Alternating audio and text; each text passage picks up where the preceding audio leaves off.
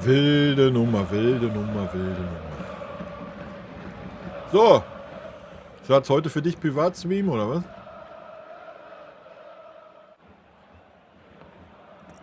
Ach ja. Schauen wir mal. Ich muss erstmal mein Teechen hier noch fertig machen.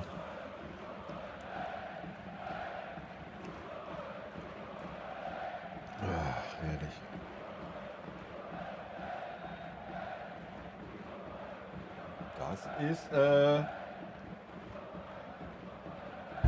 Das ist dafür, dass ja, die ganzen Ballerbären sich ein bisschen mehr Mühe geben müssen, ne? Um mir ihren Scheiß an den Kopf zu werfen. Chico, servus. Jetzt sind wir doch schon mal zu dritt. Ja, Chico sich ja immer Privatstream wünscht. Jetzt muss ich aber erstmal noch hier mein Chat-Plugin starten. Anscheinend wird das nicht angezeigt im Dingens. Das kriegen wir auch noch hin.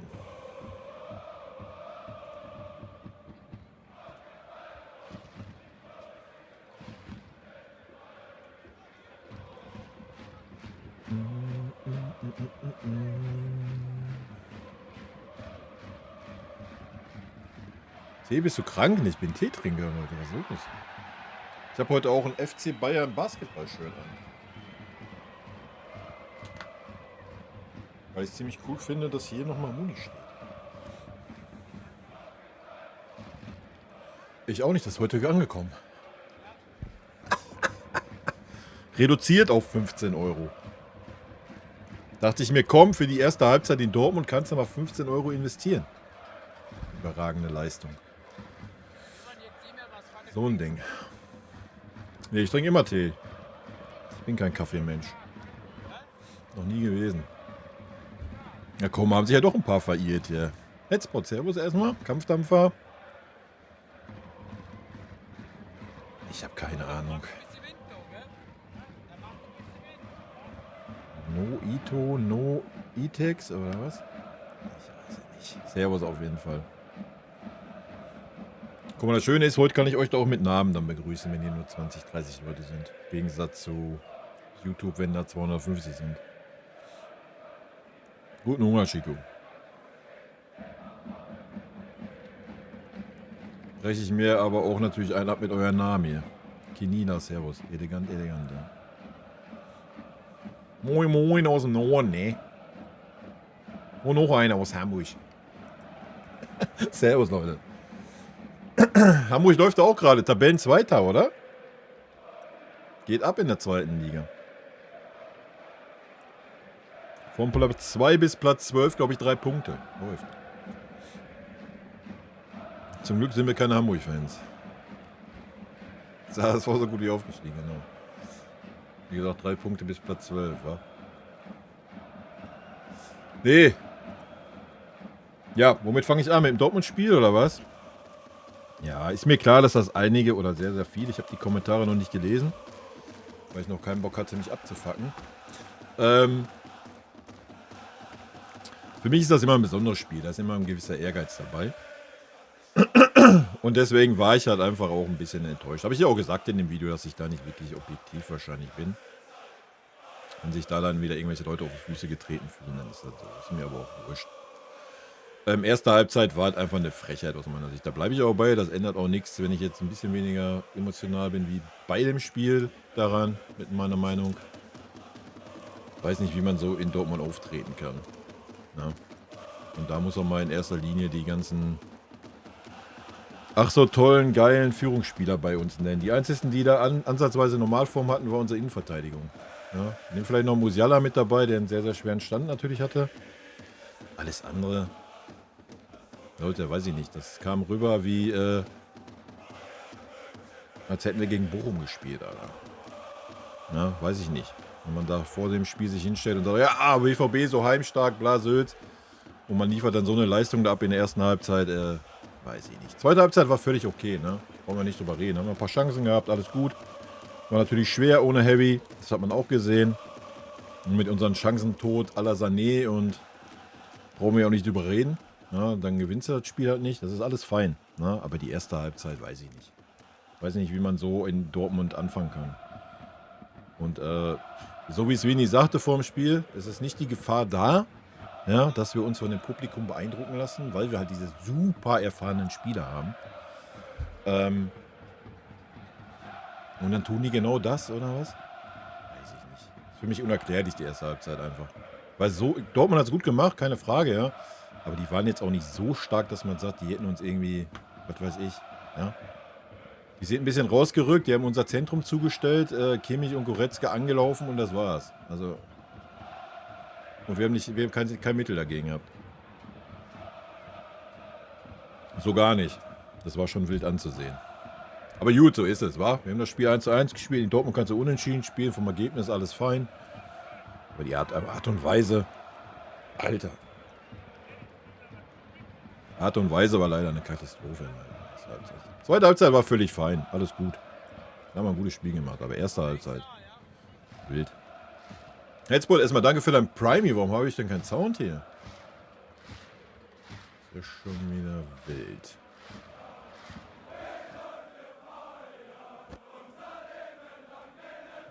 Dreh die mal auf hier. Aber normalerweise laufen die immer. Der wird auch eingeblendet.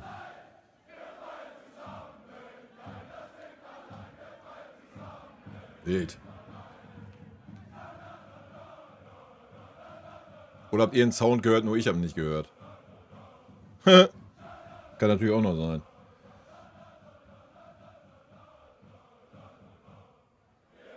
Jo, Halbtrain bei 2 Primies.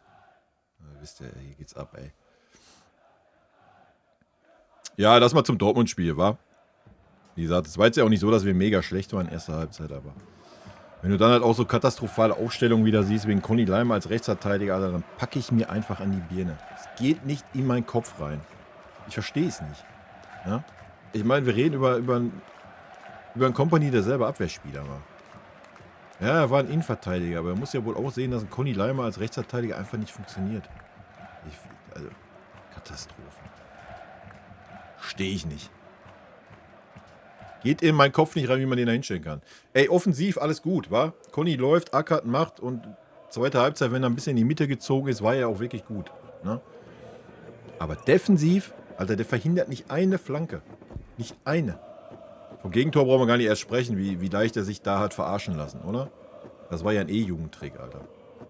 Da brauchen wir gar nicht erst anfangen. Verlies, danke für dein Prime Gaming. Prime Gaming beim Fußballtalk. Jetzt sehe ich auch wild an, ne? Vielen lieben Dank, ich habe immer noch keinen Sound. Schatz, ist Sound im Stream? Hörst du den Stream-Sound?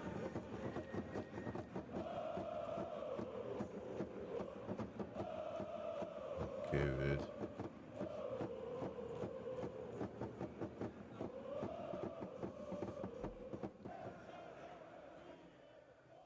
Das können wir ja ändern. Das können wir ja ändern. Aber trotzdem muss ja eigentlich der Sound abspielen. Warte, ich guck mal in den Einstellungen nebenbei.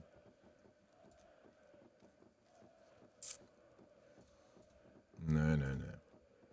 Ja, wie gesagt, also Conny Leimer als Rechtsverteidiger ist... Ich weiß es nicht.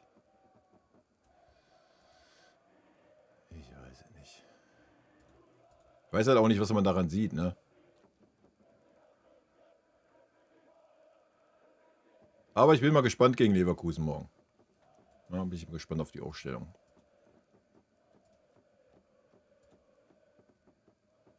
Ob man Conny Leimer vielleicht in der Mitte bringt. Wir werden sehen.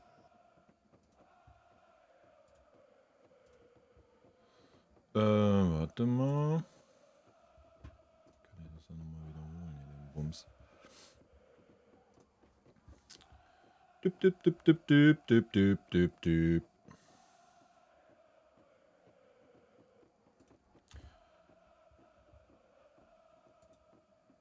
Boah, kann ich so gar nicht. Das ist ja auch wieder wild.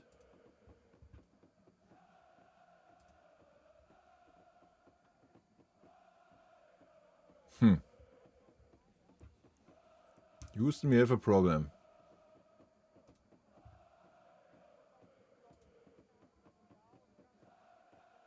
Aber ich höre es nicht.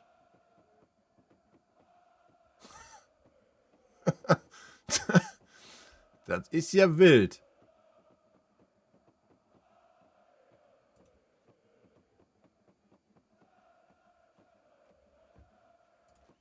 Na gut, wenn man es schon mal da hört, ist ja schon mal gut. Jetzt muss ich nur noch rausfummeln. Windows-Einstellungen gucken. Ja, so ist das, wenn man neues Mikrofon hat und die ganze Scheiße. Aber normalerweise ist alles gut hier eingestellt. Aber ich sehe auch keinen Ausschlag. Warte mal. Nehmen wir mal den nächsten. Die Mara hat auch noch. Ah, jetzt sehe ich auf jeden Fall schon mal einen Ausschlag. Das ist schon mal gut.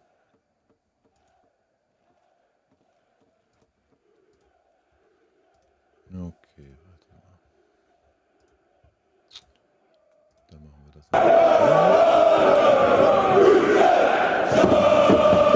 Ja, machen wir irgendwie. Ja, Leute, sorry dafür erstmal. Ne?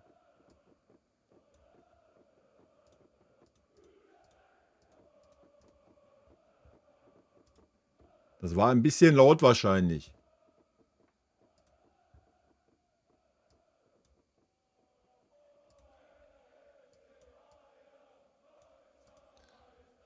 So.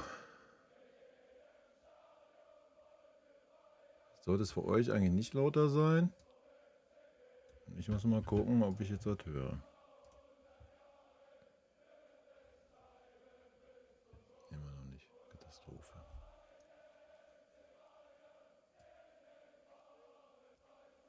Naja, aber ihr hört wenigstens was. Ist ja schon mal ein Fortschritt.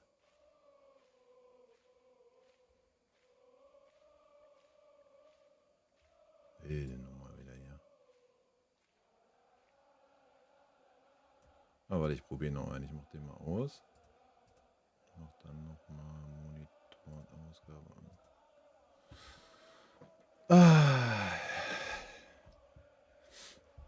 Ohne YouTube gehen mir viele Gesprächspartner flöten. Ach, das macht ja nichts. Das ist ja Ziel der Sache. Ich höre es trotzdem nicht.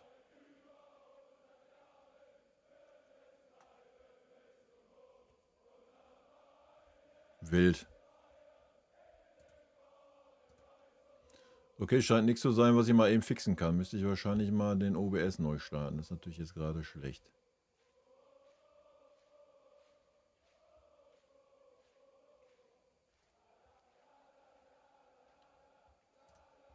Also ich höre eure Alerts nicht und eure Stehen und sonst was. Müssen wir so klarkommen.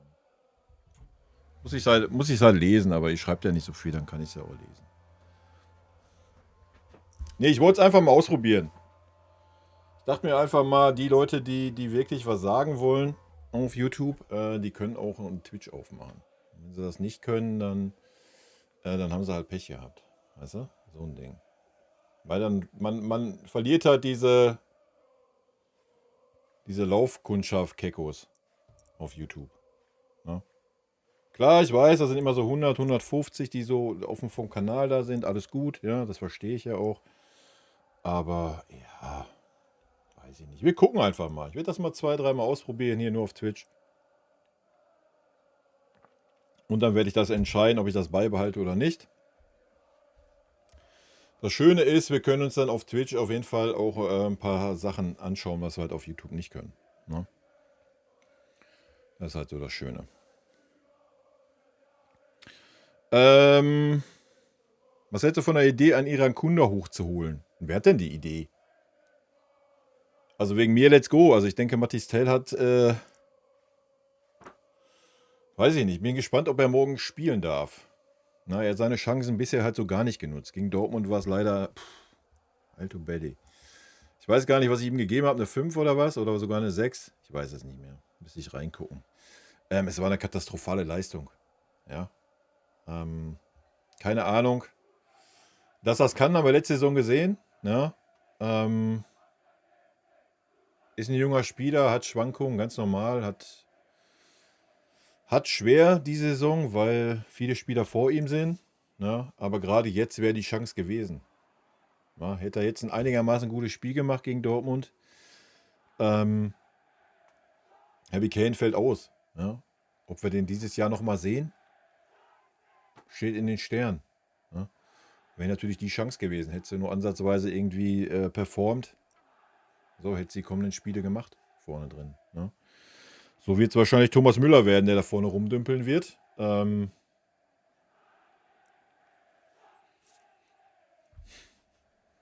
Ja. Weil willst du jetzt einen Tell, einen Thomas Müller vor die Nase setzen, ist das dann auch schwierig zu verargumentieren, war gegenüber Thomas Müller.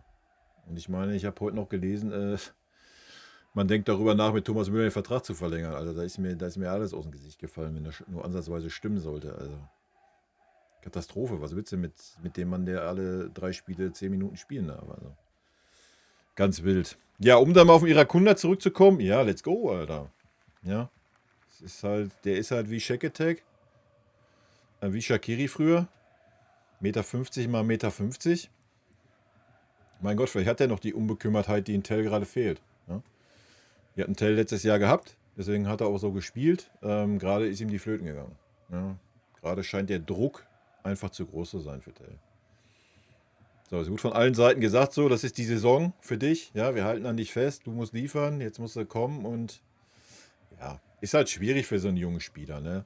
Das ist ja auch gar nicht bös gemeint, aber die Leistungen dieses Jahr waren einfach nichts von Tell. Das muss man ganz klar sagen. Er hat mit keiner einzigen Leistung mal ansatzweise, ja, 1, 2 Mal oder 1,5 Mal war die Leistung echt gut. Er hat 7 oder 8 Chancen gekriegt, ja. Und dann war die Leistung Katastrophe. Ja, nehmen wir das Beispiel von letztes Jahr, nehmen Pavlovic. So. Ja, so musst du liefern. So. Und diese Saison hatte er die Chance dazu. Schwierig. Hoffen wir, dass er die Kurve noch kriegt. Ich meine, gut, Vini hat an Koman festgehalten, er hat da einigermaßen hingebogen, er hat an Kim festgehalten und Opa, die gerade super stark performen. Ja. Vielleicht hält er an Tell fest, vielleicht zieht das durch, vielleicht kriegt er die Blockade weg, ich weiß es nicht. Es wäre natürlich ein Traum, ja. Es wird spannend zu sehen sein. Und ansonsten, wie gesagt, Irakunda, denke ich, der wird halt einfach noch diese, oder hat das wahrscheinlich noch, diese Unbekümmertheit. So, weißt du? Weil was hat der für einen Druck? So, der hat keinen Druck. Ja. Im Gegensatz zum Tell jetzt. Also warum nicht? Let's go. Ja. Kannst du auf jeden Fall mit in den Kader nehmen. Also. Ich bin sehr gespannt. Stürmermäßig sieht es mau aus jetzt. Ja. Wie gesagt, den ich gesehen hätte, wäre Mathis Tell gewesen. Den sehe ich noch als ehesten als Neuner. Ich meine, dann war wieder Serge Gnabry auf der PK angesagt. Und das Schlimmste war noch, der hat der Sané erzählt. Junge, da bin ich ja fast umgefallen. Hat der Company wirklich Sané als Alternative gesagt. Für die 9. Für die 9er-Position. Habt ihr die Chancen gesehen gegen Dortmund? Stell dir vor, der steht auf der 9. Alter. Falle ich ja um. Katastrophe. Ambo, servus erstmal. Was geht ab? Bei mir würde Tell als die allerletzte Chance gegen Leverkusen auf der 9 starten. Wenn er dann nicht performt, kann man immer noch Müller bringen. Ja, ist mit Sicherheit eine Alternative. Ja, aber ist mit Sicherheit eine Möglichkeit. Ich habe ja Müller aufgestellt bei mir. Weil ich denke, Leverkusen wird nicht nochmal so agieren wie im Hinspiel. Die werden das Spiel in Dortmund gesehen haben, die werden auch unsere Entwicklung gesehen haben. Wir sind aktuell nicht mehr so ganz so dominant. Ja, ich glaube nicht, dass wir aktuell die Möglichkeiten haben, den Gegner spielerisch so in die gegnerische, also in die eigene Hälfte zu drängen, wie noch vor ein paar Wochen mit Pavlo und mit Harry. Harry Kane wird auch noch richtig wehtun in der Auswahl, das werden wir sehen. Da werden wir nämlich auch mal sehen, was der sonst noch so gemacht hat für die Mannschaft. Das fällt weg. Ja. Und das traue ich einem Tell leider gar nicht zu. Ja. Auch wenn man das schon gegen Dortmund gesehen hat, Defensivarbeit, Alter Belly. Also da ist ja ein Gnabry defensiv stärker wie ein Tell. Ja. Das muss man ja mal ganz klar sagen. Und das sagt schon einiges, oder? Also, der Harry Kane wird so ein Riesenverlust sein. Und da ist noch Thomas Müller der das am ehesten macht. Ja. Vielleicht jetzt auch nicht überragend, aber der macht die Meter. Der schließt die Räume oder versucht zumindest. Aber ja, wie gesagt, ich habe auch nichts dagegen, wenn er einen Tell aufstellt auf der 9. Ich bin gespannt, wie es aussieht. Schwierig zu sagen gerade. Generell das Spiel einzuschätzen ist super schwierig für mich. Aber wie gesagt, unsere Zentrale, Alter, Katastrophe.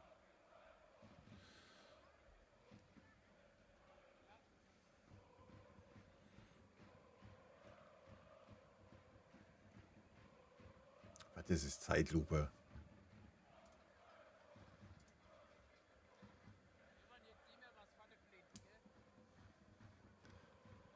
Ja, ist Harry Kane genauso.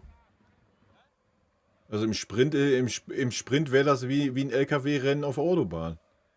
Die beiden nebeneinander sprinten. Die sind da beide alte Männer.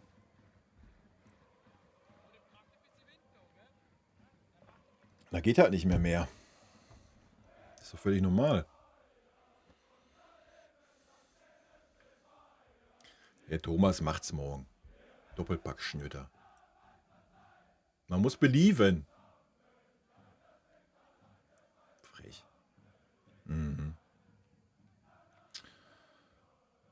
Ich verstehe trotzdem nicht, wie man einen Spieler ohne jegliche Spielpraxis in so ein Spiel werfen kann, wenn man einen Coman hat oder Sané auf links stellen könnte und so weiter. Ja, das habe ich auch nicht verstanden. Auch so gar nicht. Ne? Das ist ja gut und schön, wenn man gegen Bochum spielt oder was weiß ich was. Pauli, Kiel, sonst was da unten rumdümpelt. Aber doch nicht gegen Dortmund, Alter. Ich bin mir sicher, mit einer anderen Aufstellung wäre das Spiel besser gelaufen. Ja, 100 Pro, gehe ich mit. Also allein Conny als Rechtsverteidiger ist eine Farce. Ja. Erst recht, weil man ja auch weiß, dass da ein schneller Spieler steht. Ja. I don't know, warum man das tut. Erst recht, wenn man weiß, wie Conny agiert. Ja, das ist ja eine Stärke von Conny, dass er drauf geht wie so ein Terrier. So, aber da wurde er ganz, ganz einfach ausgespielt, ne? In der Szene. Also, weiß ich nicht. Ja, und mit dem Tell alles gut. Ja, ihr wisst, ich bin auch ein Freund davon, junge Spieler reinzuwerfen. Aber man muss halt mal die Saison sehen bisher von Tell. So, und da sieht man ganz klar, dass er, aus meiner Sicht, dass er mit dem Druck aktuell nicht klarkommt. Ja, also. Und ihn dann da reinzuwerfen in Dortmund, boah, weiß ich nicht. Ich glaube, da hat man ihm aber auch keinen Gefallen getan. Ne? Und wenn man dann sieht, dass dann Harry Kane rausgeht und er trotzdem auf der linken Seite weiterspielt, anstatt in die Mitte gezogen zu werden, weiß ich auch nicht, was das sollte. Also. Der muss im Winter verleihen. Ja, sehe ich genauso. Also er braucht Spielpraxis, das steht ja außer Frage, ja. Aber gut, entweder gibst du ihm die, ja, dann muss er jetzt halt langsam den Schalter umlegen. Dann nimmst du Heavy immer in der 70. raus, ja, das wird ihm mit Sicherheit auch gut tun. Oder lässt ihn mal eine Halbzeit draußen oder was auch immer. Ja, aber dann musst du halt, ja, da muss er auch liefern, wa? Das ist halt beim FC Bayern so.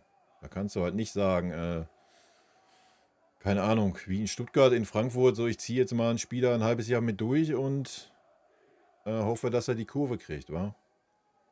Ist halt leider so, das ist halt der Unterschied.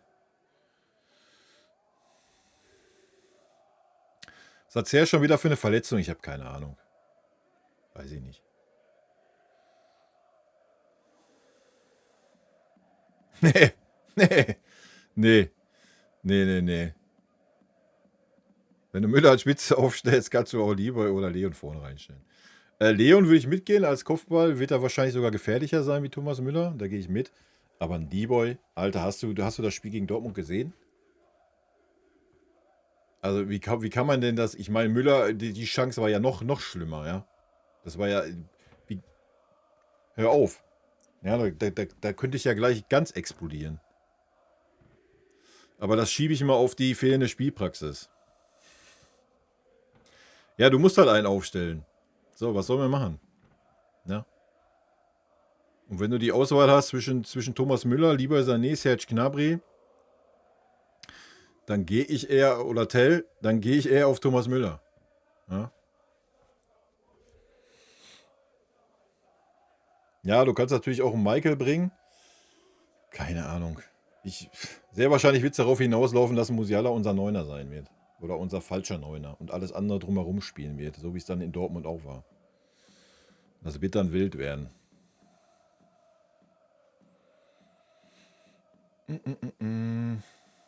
Ja, komm, über Neuer brauchen wir gar nicht reden bei dem Ding, ja. Habe ich auch sofort gesagt. Also, weiß ich nicht. Der war natürlich, was war es? 101 km/h oder was? Was? Ja, komm, da musst du die Birne rausstrecken, oder?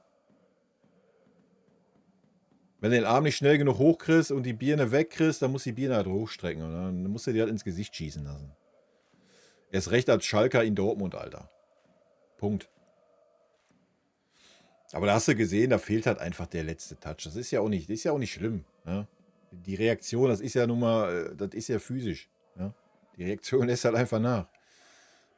Fertig aus.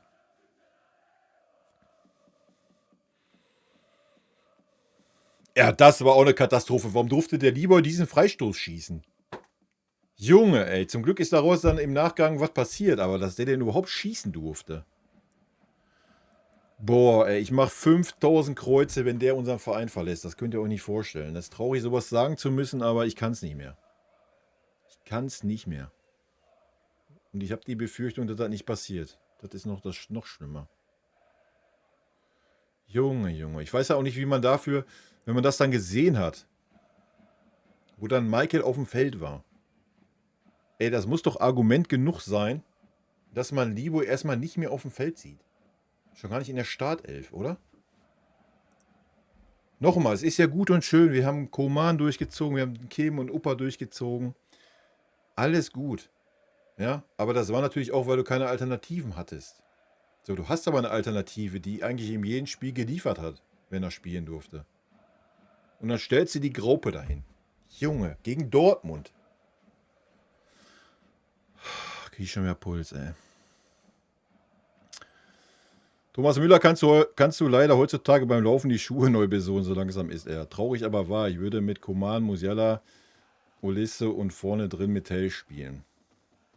Ja, vielleicht passiert das ja. Bin gespannt. Ja gut, das geht mir bei Müller auch auf den Nüsse, ne? Hier mit seinem... Ich meine, das raffen die gar nicht mehr, die mit ihm auf dem Feld stehen. Das konnte er noch mit dem Levi machen, ja. Das kann er vielleicht auch noch mit dem... Früher noch mit dem Kimmich und Goretzka machen, wo sie ihn noch ernst genommen haben. Oder da hast ja mittlerweile auch das Gefühl, dass denen das nicht mehr interessiert, was der Müller da anzeigt, ey. Und alle anderen verstehen eh nur Bahnhof.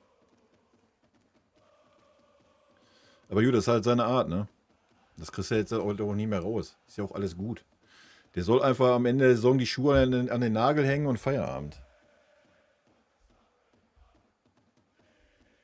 Aber nein, dann haut er noch so Sprüche raus. Ja, ich bin jetzt erstmal Spieler und ich konzentriere mich, dass ich Spieler bin. Und ja, ich würde noch gern 2 Jahre Fußball spielen. Na, Alter, dann geh nach, was weiß ich, ey, geh nach Amerika oder Saudi-Arabien.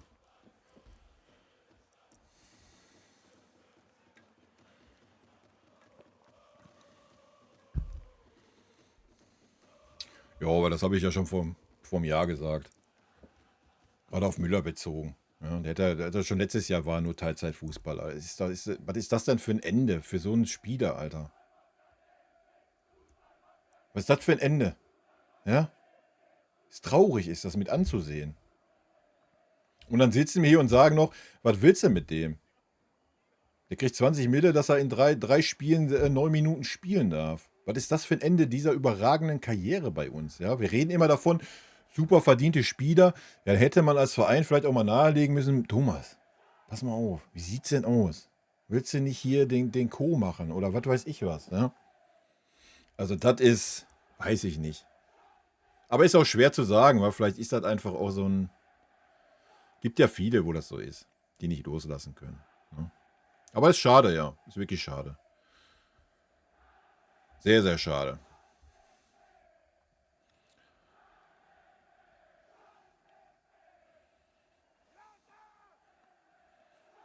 Er soll sich verpissen einfach.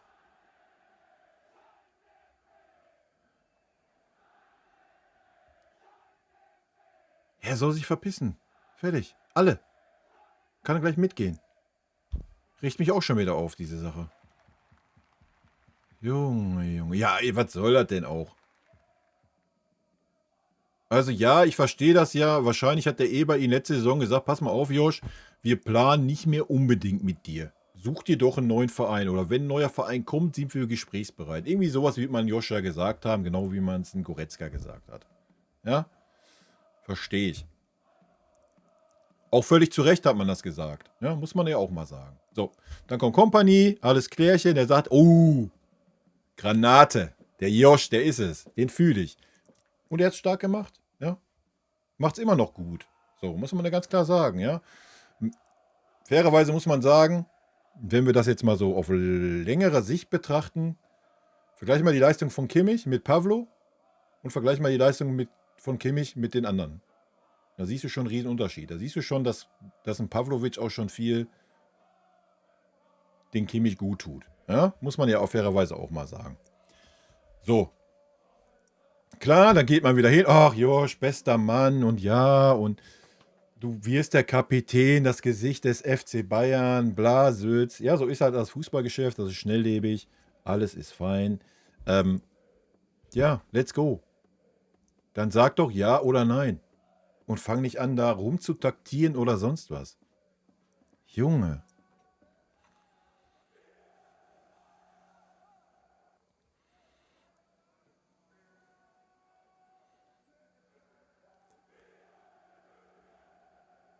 Das ist ja sowieso das Bekloppteste. Wer hat das denn überhaupt gesagt? Der Eberl oder was? Wie kann ich denn als Sportdirektor mich da hinstellen und sagen, pass mal auf, wenn du den Vertrag verlängerst, dann wirst du unser Kapitän der Zukunft. Was soll das? Hä? Wenn der Company meint, hier, Kimmich ist mein Mann, wie er gerade meint, ja, dann soll er sagen, hier, Josh, du hast die Binde, Feierabend. Was interessiert das denn, ob Manuel Neuer, der am Tor steht und eine Fresse zieht, Alter? Und wenn er eine Fresse zieht, dann nimmst du den auch gleich raus und stellst einen Peretz rein. Dann hätten wir gleich das nächste Problem gelöst.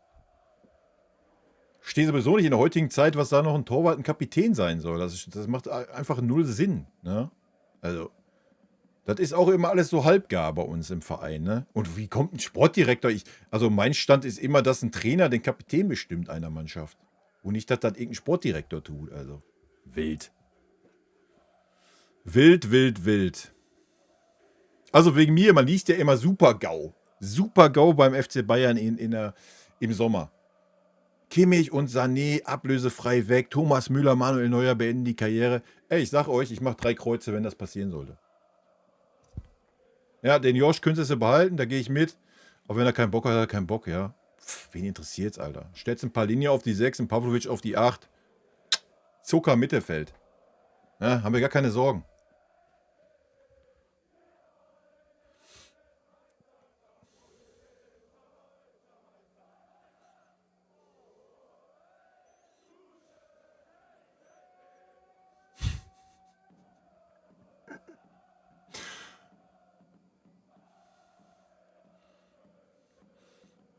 Der muss ja erstmal einen großen Vertrag kriegen. Ne, Josh.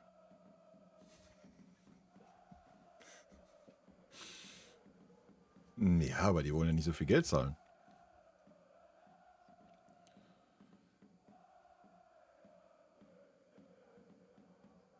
Ja, so viel wahrscheinlich nicht, aber ich denke auch, so ein bisschen wird da schon Verzicht sein, ja. So, ich würde mich vielleicht in der Winterpause um mindestens einen Backup-Spieler bemühen. Es ist nicht unwahrscheinlich, dass sich in der Rückrunde wichtige Spieler längerfristig verletzen. Wenn wir in der Pause nichts tun und dann wieder die underperformenden Spieler spielen, kann es passieren, dass wir in der wichtigen Saisonphase einbrechen. Wow, den verstehe ich nicht ganz.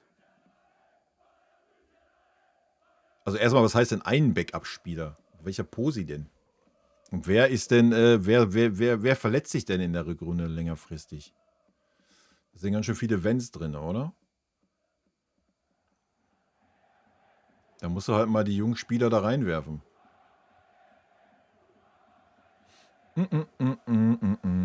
Weiß ich nicht. Wenn irgendwas weggegeben wird, ja, dann gehe ich mit. Ja, die Kadergröße ist schon okay, wie sie ist. Aber du siehst ja auch, dass man aktuell gerade viele Spieler aufstellt, um einfach Ruhe im Kader zu haben. Hat man zumindest das Gefühl. Ja? Also mit Leistung hat das ja teilweise nichts zu tun. Leider. Was ich bei Neuer mittlerweile nicht leiden kann, ist, dass selbst wenn er nicht fit ist und verletzt ist, lässt er sich eher einen Arm abhacken, als dem Jungen 10 Minuten Spielzeit zu gönnen. Aber das war schon immer so bei Neuer. Eigentlich darfst du Müller und Neuer nicht verlängern. Ja, sehe ich genauso. Wegen mir darfst du die beiden nicht verlängern. Ja. Ich meine, wir reden ja jetzt schon seit 2,5 Jahren über den Umbruch. Ja, aber dann fängt der Umbruch auch mal bei den ältesten Spielern an, wa? Und das, was wir gerade hatten, das Kapitänsamt mit Kimmich, ja, das war ja schon vor 3 Jahren Thema. Ich glaube schon bei seiner Vertragsverlängerung mit Bratze und Olli war das schon Thema. Ja. Keine Ahnung, wenn er da unbedingt so geil drauf ist, was weiß ich. Ja. Ist halt auch so ein Take. Ich habe es ja schon damals schon immer gesagt, das ist ja auch das Problem in diesem Kader gewesen. Ja, diese Grüppchenbildung. Du hast halt immer diese Grüppchen gehabt mit Neuer, Müller, die letzten der verbliebenen Führungsspieler. Nachdem so die anderen alle weg sind, Schweini, Lahm, selbst ein Boateng und dann noch ein Levi. So, und Kimmich war immer der, oh, ich will der unbedingt sein. Und ich darf einfach nicht. Ja, und jetzt lässt er sich schon nichts mehr sagen, weil Müller nicht mehr wirklich Spielzeit hat. Und jetzt hast du noch einen Manuel Neuer da hocken, der meint, er ist Lotto King Karl, ne? Ja, wild. Und dafür muss man dann mal sagen, Chapeau, dass ein Company diesen Haufen so zusammengebracht hat, wa? Wie er es gemacht hat. Da muss man ja auch mal ganz klar sagen. Ben, servus. Kann nicht jeder ein Philipp Lahm sein. Naja, Philipp Lahm war ja schon durchstrukturiert und, ne? Aber dann machst doch wie Schweini, Alter. Ja, dann machst doch wie Schweini. Ja, war mit dem Schweini auch schade, dass er den Verein nochmal gewechselt hat. Ja, er wusste aber, dass es nicht mehr geht. Ja? So, und dann ist doch gut. Dann lass deine Karriere noch 2. Ich meine, dass er nochmal bei Manchester United war ja eh wild mit dem Leistungsniveau. Aber dann lass doch deine Karriere nochmal 2 Jahre in den USA ausklingen. Ist doch alles fein. Ne? Wenn du meinst, du möchtest noch ein bisschen Fußball daddeln. Spricht doch nichts dagegen. Oder nehmen die große Kohle aus Saudi-Arabien mit. Spricht doch auch nichts dagegen. Ja? Aber, ja, also, verstehe ich nicht.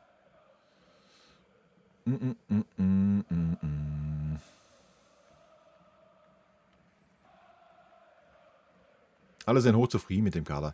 Ja, aber was soll der Freund auch anders sagen? Ja, der setzt sich ja nicht dahin und sagt, nee, wir wollen eigentlich einen Kingsley Coman, Leroy Sané, Serge Gnabry, Leon Goretzka loswerden. Und eigentlich wollen wir auch, dass Thomas Müller und Manuel Neuer ihre Karriere beenden, damit wir endlich mal 120 Millionen Gehalt frei haben und endlich mal die Mannschaft verjüngen können.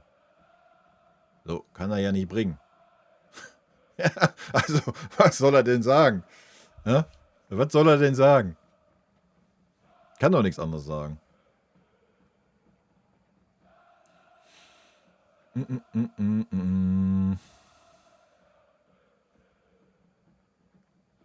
Ja, wie gesagt, dass wir das Kabinenthema nicht haben, das ist ja der Verdienst von Vinny. Ja? Und deswegen spielen halt auch Spieler wie Leroy Sané und sowas, weil du sonst dieses Kabinenthema wieder hättest. Ja? Das steht ja außer Frage.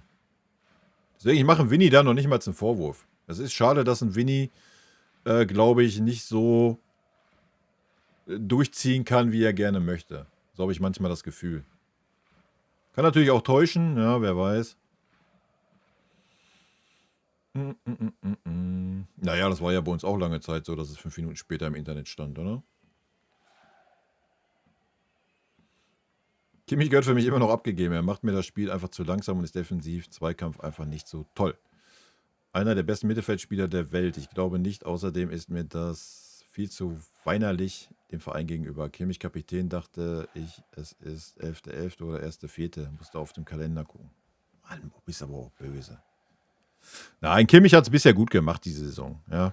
Aber ja, das stimmt natürlich. Er macht das Spiel viel zu langsam. Ja. Und wenn er dann noch einen Leo neben sich hat, der das 1:1 genauso macht, ist das eine Katastrophe. Und das ist ja, was ich gerade sagte. Da siehst du halt, wie der Unterschied ist, wenn Pavlovic da ist. Ja, weil Pavlovic macht das Spiel nach vorne. Das macht nicht Josh dann. So, Josh rückt dann auf. Ja, schön. Hat dann irgendwann die Phase, wo er den Ball kriegt, wo er seine schönen Chipbällchen spielen kann, weil er auch keinen Druck bekommt. Ja, so, das ist doch der Unterschied, wenn Pavlo auf dem Feld ist. So, und dann kommt ein Palinja auf dem Feld auf die 8. So, der kann auch kein Spiel gestalten. Ja, Und so rückte Kimmich immer mehr im Fokus. Da musste Kimmich immer weiter nach vorne, musste das Spiel steuern. Das hat er dann ein, zwei Mal einigermaßen okay gemacht. Aber du siehst halt einfach, dass er das nicht kann. Ja, dass er den Ball annimmt, 4 Sekunden braucht und spielt den Ball dann dahin, wo er ihn hätte direkt weiterleiten können. Da könnte ich jedes Mal explodieren. So, aber Leon ist 1:1 derselbe Spieler.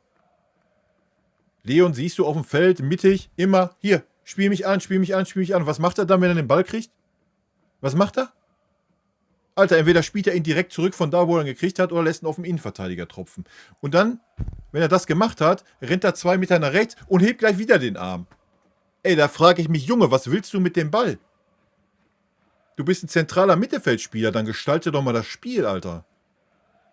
Junge, da kriegst du zu viel. Und jetzt haben wir die beiden Granaten da stehen. Und das gegen Leverkusen, ja. Halleluja. Junge, das war schon gegen Dortmund eine Farce. Alter. Katastrophe.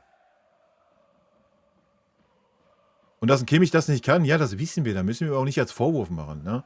Deswegen habe ich ja auch vor der Saison gesagt, es wäre mal interessant zu sehen, ob Kimmich ein Achter wäre. Und das können wir einfach mit einem Nein bestätigen. Das ist er nicht. Ja? Dafür braucht er viel zu lange. Das passt gar nicht zu dem Spielstil, den wir gerade haben. Er ist das, was er gut gemacht hat mit dem Pavlo. Ja, weiß ich nicht, wie den Kimmich da einordnen will. 6, 6,5. Dass er kein richtiger Sechser ist, haben wir auch gesehen in den Spielen dann. Alles gut. Ja, aber jetzt ordentlich gemacht teilweise, sogar stark in dem defensiven Part. Aber du brauchst einen Offensiven an seiner Seite dann mit dem Pavlovic, der das Spiel macht. Und das geht uns gerade ab. Ja, und warum dann nicht einen Conny Leimer dahin stellen? Welches Argument gibt es dagegen? Zu sagen, ich stelle da mal einen Conny Leimer hin, der das in Leipzig über Jahre gespielt hat. Geht in meinen Kopf nicht rein. Den stelle ich dann lieber als rechter Verteidiger, was er nicht kann. Defensiv gesehen. Stark, oder? Ganz wild.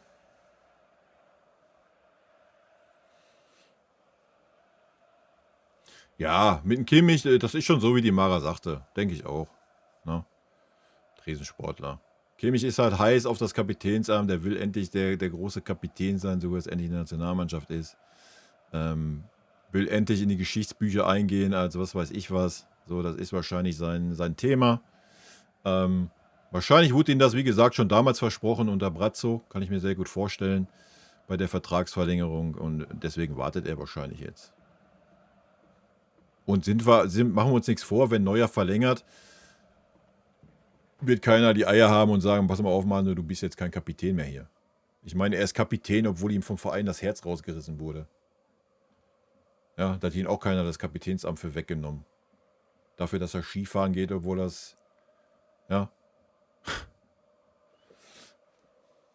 Hat er die Mannschaft ja auch nicht im Stich gelassen oder geschwächt durch so eine Aktion, oder? Und so ein Spieler ist dann weiterhin Kapitän, also. Ich sage ja, was wir als Verein manchmal für Zeichen setzen, ist eine Katastrophe einfach. Da muss man sich dann auch nicht wundern. Ja? Und dass ein Kimmich sich nicht wertgeschätzt fühlt, ja, wenn dem so ist, Alter, ja, dann tschüssi. Ist doch auch fein. Ja? Also ich wäre ein Kimmich nicht böse. Ja? Das ist doch völlig gut. Mein Gott. Soll er irgendwo hingehen, wo er den Status kriegt, den er haben möchte. Und den hat er bei uns nicht gekriegt. Das müssen wir ganz ehrlich sagen. Ne? Stand immer im Schatten von Müller und Neuer. Immer. Auch egal, wie stark er war. Ja, ist ja nicht so, dass Kimmich jetzt die ganze Zeit, wo er bei uns ist, scheiße war. Ja. Er war ja eine Maschine. Mal abgesehen von den letzten 1,5 Jahren. So. Aber er hat nie diesen Status gekriegt, den er sich erhofft hat. So, und dass er dann jetzt zögert und sagt so, ja, ich gucke erstmal. Ja. Kann man es verstehen? Ja. Findet es man gut? Nee.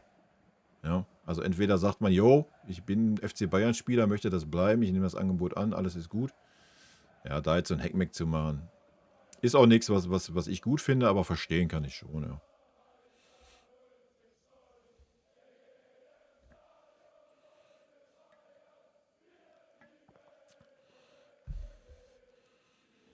Das wäre wahrscheinlich auch für unsere Mannschaft besser, wenn er geht. Sportlich gesehen. Ja, bin ich mir hundertprozentig sicher. Weil du dann nicht mehr diesen Spieler hast, der ein Sechser spielt, kein richtiger Sechser ist, der ein Achter spielt und kein richtiger Achter ist. Das ist eine Katastrophe, dieser Zustand. Ja, wenn er einen richtig guten Tag hat, kann der Josh das. Hat er diese Saison einmal gezeigt. Ne? Dann kann er ein richtig guter Sechser sein. Defensiv, Zweikampf, Dingens, Stellungsspiel war in den richtigen 10 drin. Das ist aber super selten. Ja, und wenn ich dann mir überlege, wow, ich habe da einen richtigen Sechser mit einem Palinja stehen und habe davor einen Spielgestalter wie ein Pavlovic. Let's go. Let's go.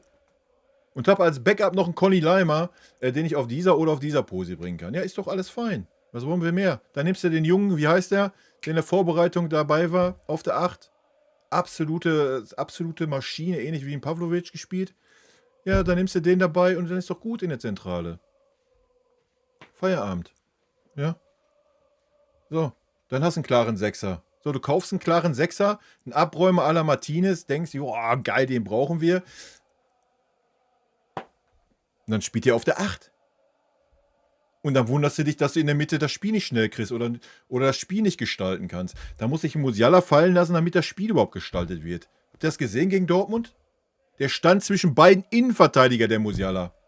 Als Zehner. Weil ein Goretzka und ein Kimmich völlig aus dem Spiel waren. Der musste sich fallen lassen bis zwischen die Innenverteidiger. Das kann doch nicht sein. Auf wen soll er denn dann spielen?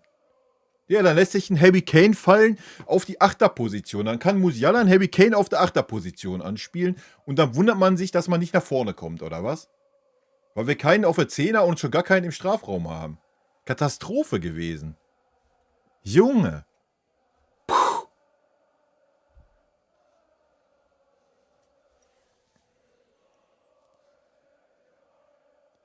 Ja, natürlich nicht. Der spielt doch auch in der Zentrale, Schatz. Das kannst du doch nicht vergleichen. Du kannst einen Außenstürmer immer kompensieren. Dann spielst du einfach nicht über die Seite. Punkt. Haben wir doch schon oft genug gesehen. Du spielst einfach nicht über die Seite.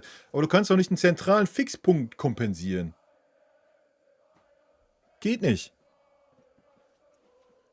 Ja. Ich mach doch auch nicht den Kimmich den Vorwurf. Der muss dann einen Conny Leimer daneben stellen.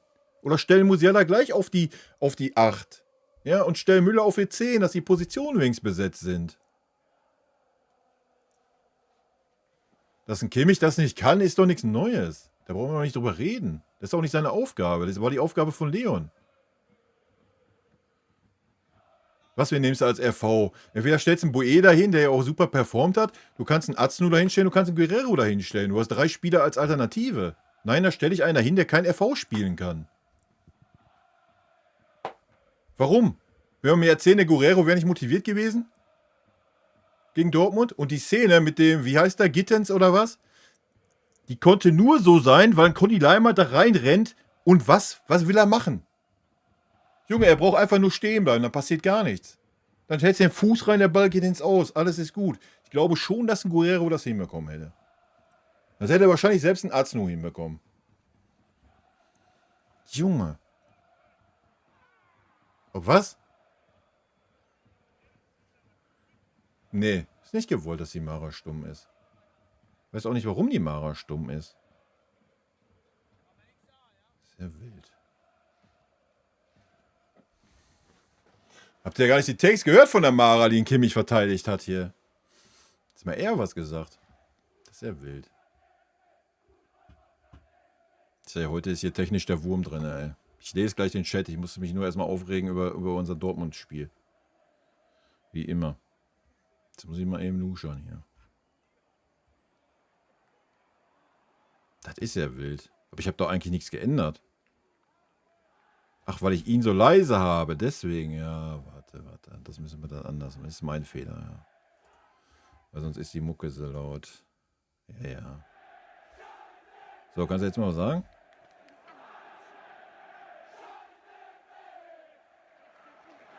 Haben wir immer noch nicht gehört, wa? Wild. Wild. Wir haben technische Probleme, Leute. Ei. Ich muss mal gucken, was hier... Ja. Müssen wir mal eben gucken, was hier eingestellt ist im Discord.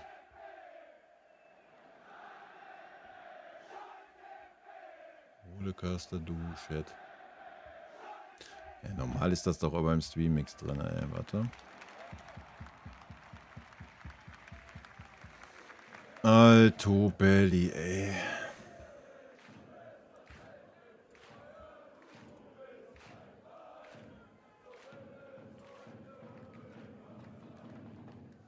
Da, da, da, da, da, da, da.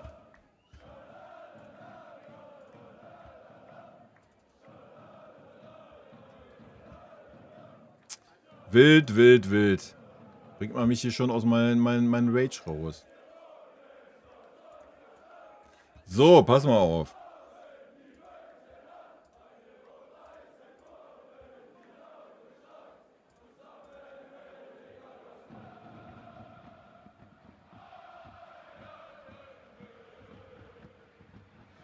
Ja, ich verstehe es halt auch nicht, warum. Eigentlich ist alles gut, ey.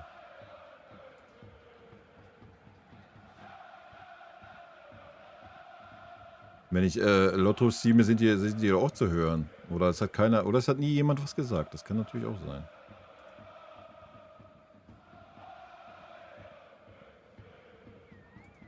So. Ja, jetzt aber. Servus Twitch. Ja. Bild. Ja gut, aber dann hat der meine anderen Streams, aber wir haben doch auch 7 Days gestreamt. Man dich da auch nicht gehört? Hä? Ich habe keine Ahnung, was du da machst und warum du mich so manipulierst. Du weißt klar, ich Wild. verteidige Kimmich und Ach guck mal, jetzt höre ich auch Sounds. zack, stumm.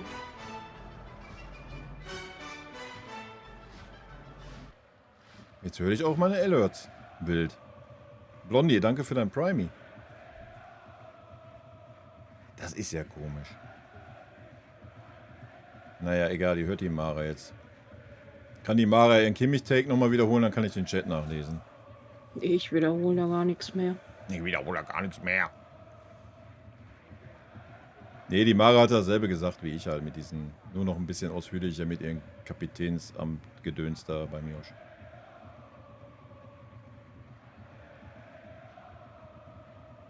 Ja, weiß ich nicht.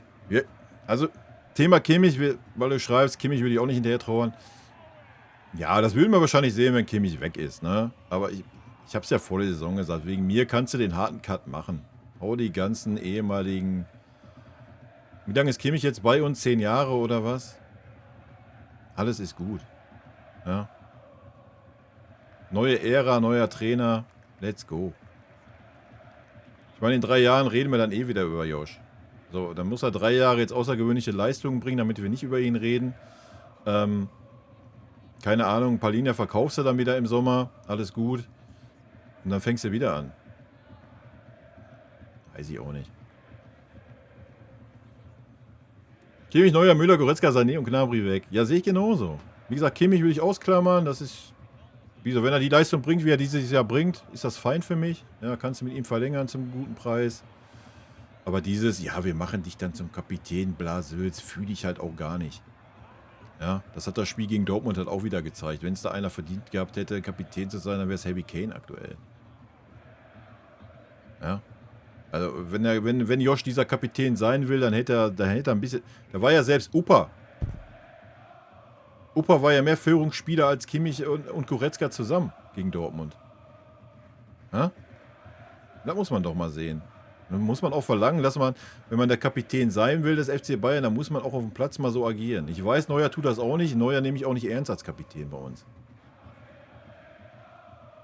Das ist so, das ist, was mir bei Kimmich fehlt zu dieser Debatte mal. Sportlich alles gut diese Saison, ja, habe ich gar nichts groß auszusetzen. Kannst gleich sagen, Schatz. Seine Schwächen, ja, er ist nicht der das Spiel schnell macht, Blasütz, das wissen wir alles. Brauchen wir nicht reden. Dafür hat er gute Chipbälle, die uns schon oft den Arsch gerettet haben und so weiter und so fort. Alles gut, ja. Aber wenn er dieser Kapitän sein will und das für ihn so wichtig ist, dann hat er in diesen verfickten Spielen da zu sein, auch wenn er die Binde nicht am Arm hat. Ja, weil man muss nicht die Binde am Arm haben, um dieser große Kapitän oder dieser große Führungsspieler beim FC Bayern zu sein. Das muss man auch mal sagen. So, und jetzt darfst du gerne, Schatz. Vielleicht braucht Josh einfach mal eine Pause. Wenn man überlegt, dass er aktuell der einzige Spieler ist bei Bayern, der eigentlich jede Minute durchgespielt hat, glaube ich, ne? Ja, aber die gibt man ihm ja nicht. Ja, das ist Ja. richtig, aber vom Kopf her kannst du da halt auch nicht frei sein. Du machst Nationalmannschaft, du spielst alle 3 Tage. Ja, er kriegt 20 Millionen dafür. Trotzdem macht das da 'ne Birne Matsche. Ja, ist ja sein Problem. Er kann ja auch sagen, ich spiele keine Nationalmannschaft. Als Kapitän, ja, das kommt Ja, bestimmt war er ja gut. die ganze Zeit nicht. Ja, kann auch sagen, Nations League spiele ich nicht. Sind zu viele Spiele. Was ist das Problem? Ja, wird nicht passieren, das ist das Größte für ihn, ist auch alles fein. Ja, das kann ich sagen, warum mich die Nationalmannschaft nicht interessiert. Ja, was wird das denn auch für 'n Bild auf ihn werfen? Jetzt ist er Kapitän und dann geht er hin und sagt: „Ach ja, weißt du was, Ja, Nation du hast League, das geht Punkt doch mich am Arsch aufgemacht. Kimmich vorbei.“ hat doch kein Problem damit, der will doch jedes Spiel spielen. Da muss er Es sich geht halt jetzt halt auch. um die ja, um so kleine Spiele, sage ich mal, wie gegen Ja, Bochum will er ja oder trotzdem so. spielen. Ja, ist halt so. Dann muss er sich halt die Kritik gefallen lassen, wenn er dann irgendwann vom Kopf her nicht fit ist. So, fertig. Heute wird nur dummes Zeug gelabert in den Pressekonferenzen. Ben, das ist doch normal, oder? Das ist doch normal. Wie gesagt, man versucht ja immer irgendwie was rauszukitzeln da bei den PKs. Es geht nicht mehr ums Spiel. Es kommt eine Frage, ja, wie sieht's aus? Kadermäßig, ja, Verletzte, ja. Wie schätzen Sie den Gegner ein? Ja, ja, und der Rest ist dummes Gelaber, ja. Coman kann für mich auch verkauft werden. Wie gesagt, wir brauchen einfach endlich einen Schnitt. Ja, fertig. Kimmich ist es dir egal, sehe ich genauso. Wenn er bleibt und wenn er geht, krass ist, dass der halt wirklich jedes Spiel volle Zeit machen kann. Wird dann vielleicht auch ein bisschen besser, würde ich sagen. Ja, weiß ich nicht. An Kimmich scheiden sich halt einfach die Geister und das wird auch immer so bleiben.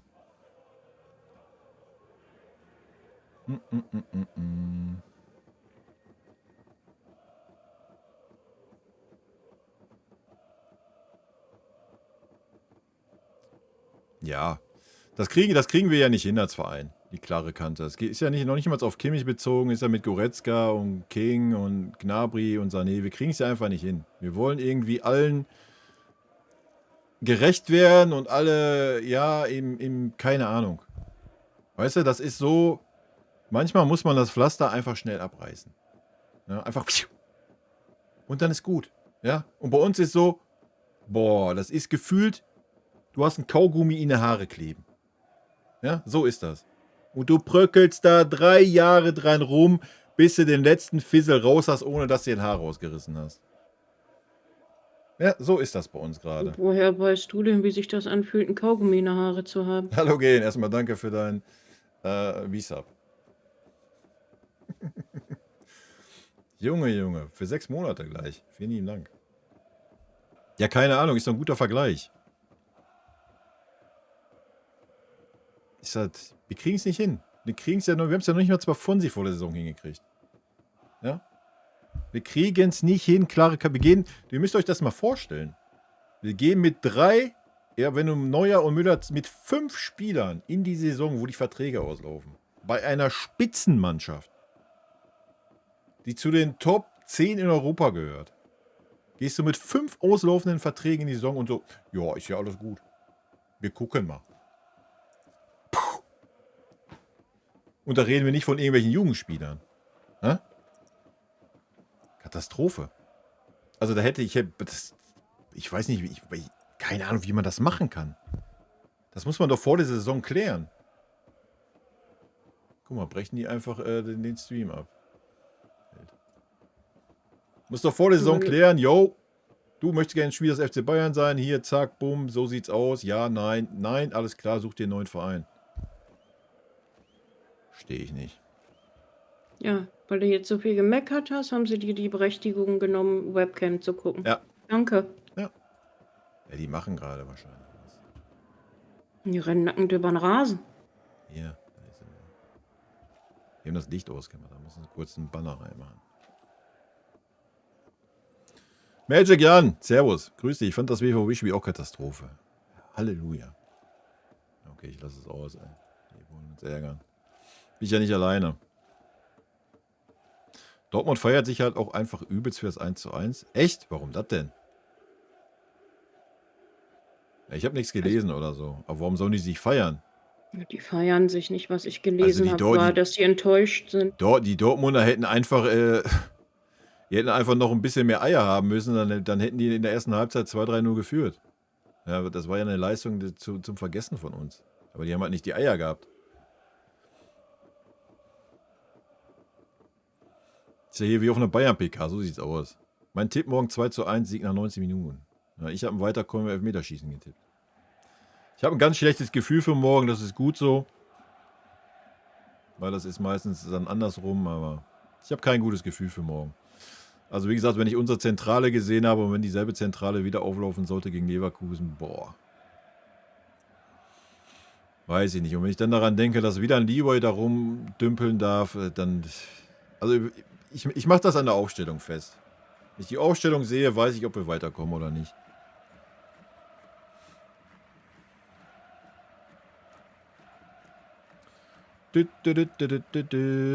Technische Probleme beim FC Bayern, ja. Naja.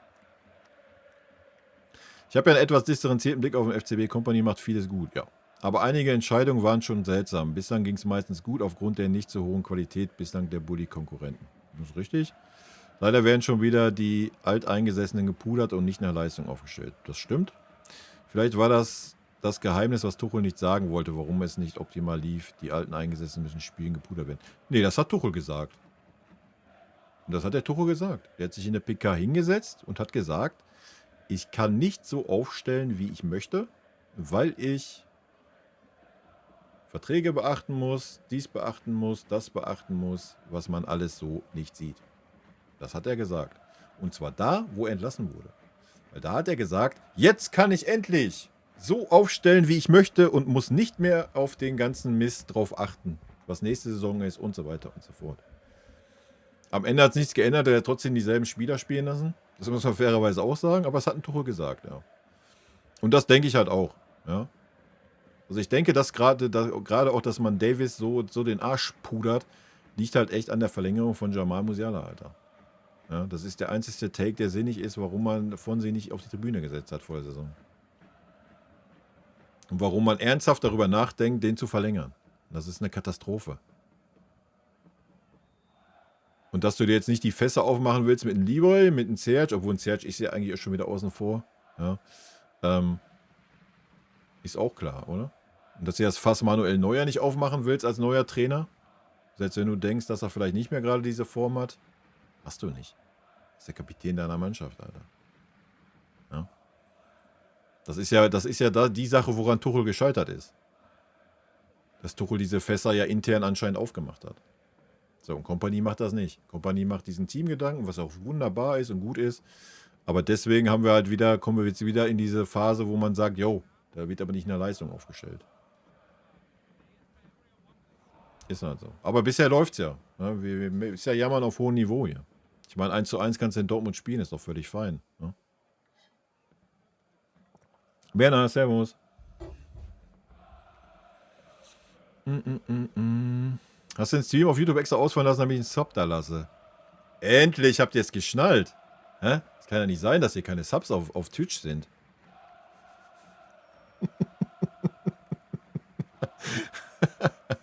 Nee, ich wollte diesen ganzen Durchlaufverkehr aus dem Weg gehen nach dem Dortmund-Spiel. Nein, ich wollte es eh mal ausprobieren, habe ich ja schon in meinen Kanalmitglieder-Videos gesagt, dass ich einfach mal ausprobieren wollte auf Twitch nur, weil da nicht der Schätze durchrattert, weißt du?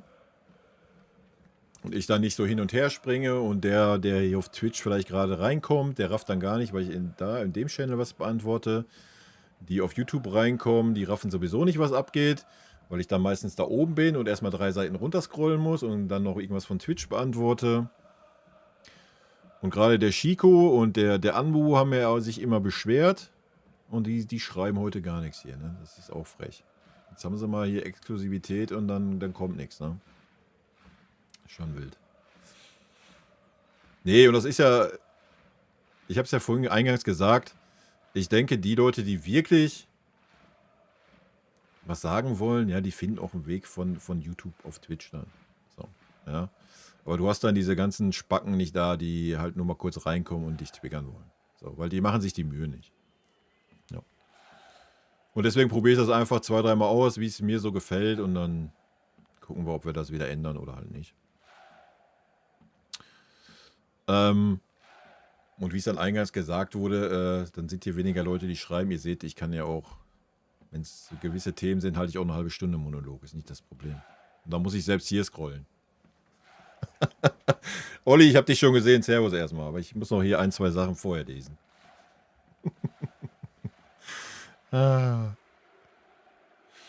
Genau, Kim, ich will die Pause ärgern. Die wollen alle nicht die Pause. Das ist ja auch gut. Mein Gott. Bisher läuft's ja. Aber man muss sagen, es kann natürlich jetzt passieren, dass so ein Knick kommt, ne? Also es kann wirklich passieren. Wir sind jetzt gerade an so einem Punkt, wie gesagt, Harry Kane wird uns super, super wehtun, dass er nicht da ist. Und dann werden diese ganzen, oh ja, Harry Kane ist ja ein Topspieler, nicht sichtbar und das wird man merken. Glaube ich schon. Das wird uns wehtun, ey. Leider. Hallo gegen guten Abend erstmal, ne? Was hast du bisher verpasst? Verpasst hast du nix. Nur das Übliche. Also wenn Sané wieder spielt und Leimer als RV, kann man mit Kompanie genauso motzen wie mit Tuchel. Das ist richtig, ja. Das sehe ich ja genauso. Also, da brauchen wir nicht drüber reden. 1:1, Katastrophe. Ich weiß, ich nutze heute Katastrophe wieder inflationär, aber Conny Leimer als Rechtsverteidiger kannst du nicht anders beschreiben. Ja? Vorne hin, alles gut. Ja, Conny Leimer echt nice. Auch in Dortmund, wenn er in der Mitte war, war echt gut. Aber der ist einfach kein defensiver Rechtsverteidiger. Der kann Defensive nicht. Ich meine, die Dortmunder haben es zum Glück nicht ausgenutzt, ja. Weil denen so ein bisschen die Eier gefehlt haben. Aber hättest du über Conny Leimers Seite gezielt gespielt und die Flanken reingeschlagen, Junge, es ist ja kein Problem, an Conny Leimer vorbeizugehen und eine Flanke zu schlagen. Traurig. Oh, laut der Bild. Ach du grüne Neune. Der Kontrollausschuss des DFB untersucht die Szene, in der Leroy Sané am vergangenen Samstag Pascal Groß mit dem Ellbogen gestoßen hat. Dieses Verfahren ist ein erster Schritt, bevor eine offizielle Untersuchung eingeleitet wird. Sollte das der Fall sein, könnte Sané rückwirkend bestraft werden. So müssen wir für 1 bis 3 Spiele nicht ertragen. Also ich habe mir die Szene vorhin angeguckt, ich glaube nicht, dass da irgendwas kommen wird. Nee. Glaube ich nicht. Ja, es ist so ein... Ja, aber keine Ahnung. Weiß ich nicht. Wenn du dir im Elfmeterraum anguckst, wer war das? Ich weiß gar nicht mehr, wer das war. Der 10 Sekunden gehalten wird und so das Trikot schon auf den Fußknöchel gezogen ist. Und man dann sagt, ja, alles gut, das reicht nicht für einen Elfmeter. Weil das einfach so ist. Ja, dann reicht das auch nicht für eine Nachbetrachtung, wenn mal kurz der Ellbogen zuckt. Also, ganz einfach. Mich regt auf, dass Maike nur 10 Minuten, wären wir mit Boe, King und Michael gestartet, hätten wir gegen den BVB gewonnen. Ich weiß, wilder, aber dazu stehe ich. Für mich muss Michael immer starten. Ja gut, da rennt es ja bei mir offene Türen ein. Also,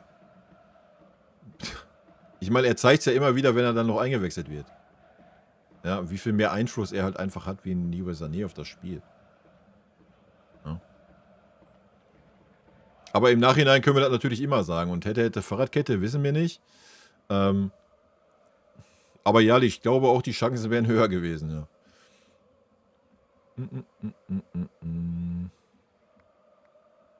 Wenn du als Verein hättest den Kader aufräumen wollen, dann Hardcore Jose Mourinho. Ja, was heißt denn Hardcore Jose Mourinho? Wenn du als Verein hättest den Kader aufräumen wollen, so wie es ein Max Eberl am Ende der Saison dann gesagt hat, wie, ja, wir gucken uns jetzt mal die nächsten 3 Monate die Leistung an und werden dann beschließen, wer hier für den FC Bayern noch alles gibt und geben möchte und wer nicht. Und wenn man das getan hätte und das den Spieler mitgeteilt hätte, dann hätte man halt auch so agieren müssen.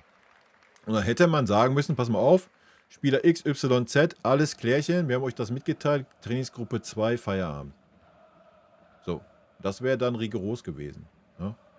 Und dann hätten die Spieler das auch geschnallt. Aber wenn man denen so zarte Hinweise gibt wie, oh Serge, du, weißt du,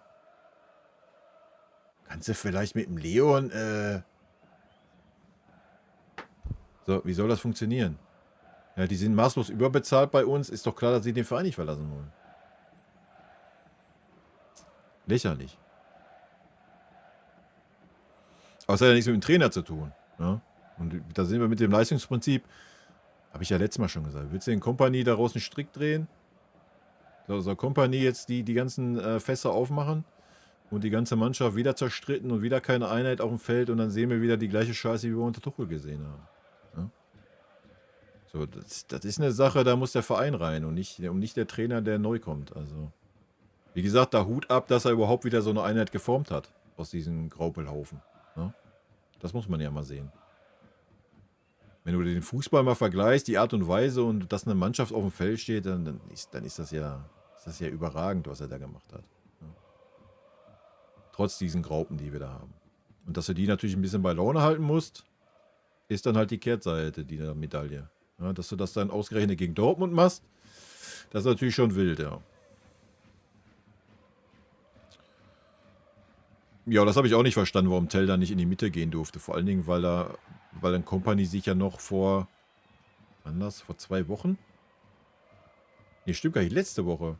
Hat er sich doch da hingesetzt in der PK, angesprochen auf Tell oder auf die Außenposition, wurde er angesprochen in der PK, hat gesagt, ja, wir haben da 4 Spieler. Hat dann Tell erst ganz vergessen und hat dann gesagt, ja, und Mathis Tell haben wir ja auch noch, aber den sehen wir nicht auf Außen, den sehen wir als Alternative in der Mitte. Das war seine Aussage. Und dann stellt er ihn gegen Dortmund als Linksaußen auf. Das habe ich schon gar nicht verstanden. Aber gut. Aber denkt man sich, ja, wahrscheinlich gerade sehr gute Form. Coman und so, ein bisschen Belastungssteuerung, ja, dass man das gegen Dortmund macht, Katastrophe, aber sei mal dahingestellt. Dann verletzt sich Harry Kane und dann stellst du den Tell nicht in die Mitte. Puh. Frag mich nicht. Zu hoch.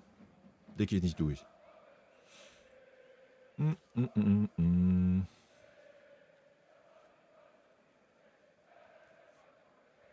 Er hätte Coman morgen sein 4. Spiel in Folge und wäre wahrscheinlich komplett tot und dann muss man dann rumheulen, dass er in dem Spiel dann Sané spielt.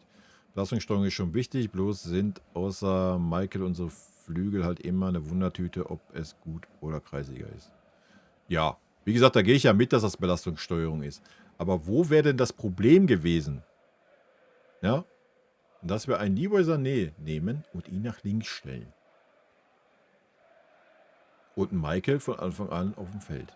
Weil Belastungssteuerung, der hat in der Champions League auch nur 20 Minuten gespielt, weil er unbedingt Leroy starten muss, was ja Champions League ist. Sonst fühlt er sich ja in seiner Ehre gekränkt. Aber nein, Leroy kann ja dann nicht links spielen, weil da müsste er ja mal einen Ball reinflanken. Anstatt selber aufs Tor zu ziehen und versuchen, irgendwie den Ball aufs Tor zu kriegen. Dann müsste er ja mal eine Flanke bringen auf Harry Kane. Das wäre ja eine Katastrophe. Ja, wo wäre denn das Problem gewesen? Gibt keins. Ja? Ganz einfach. Und du hättest bei der Verletzung hättest du doch einen Michael bringen können. Warum nicht? Tell vorne rein, Sané nach links, Michael nach rechts oder lass Michael auf links. Spielt er doch auch zwischendurch. Ha? Nein, muss ich Müller reinbringen. Und dann hat Müller noch die Chance und was macht er? Junge. Wild. Das ist ein Coman da nicht von Anfang an. Ja, da gehe ich ja mit. Alles gut. Ja? Da gehe ich mit. Wenn man seine verletzten Historie sieht, alles fein. Aber dann hättest du genauso gut auch sagen können, pass mal auf, King, komm, du gibst 45 Minuten Gas und dann nehme ich die raus. Das hättest du halt auch machen können. Ja?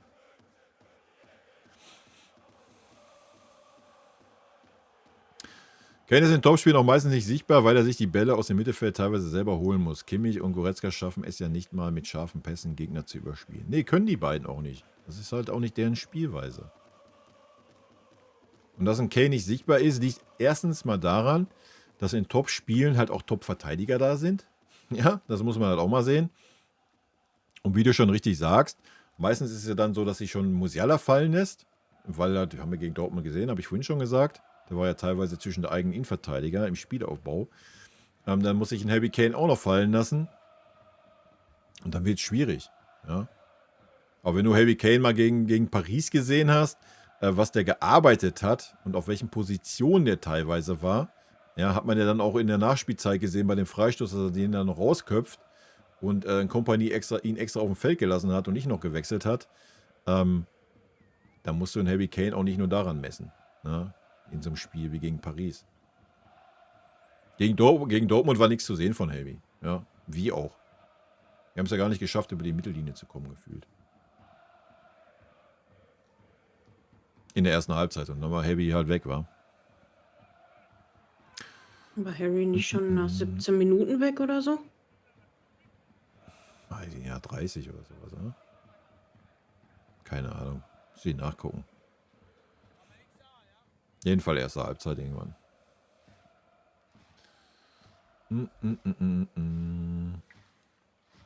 Okay, 34. Ja, das ist so.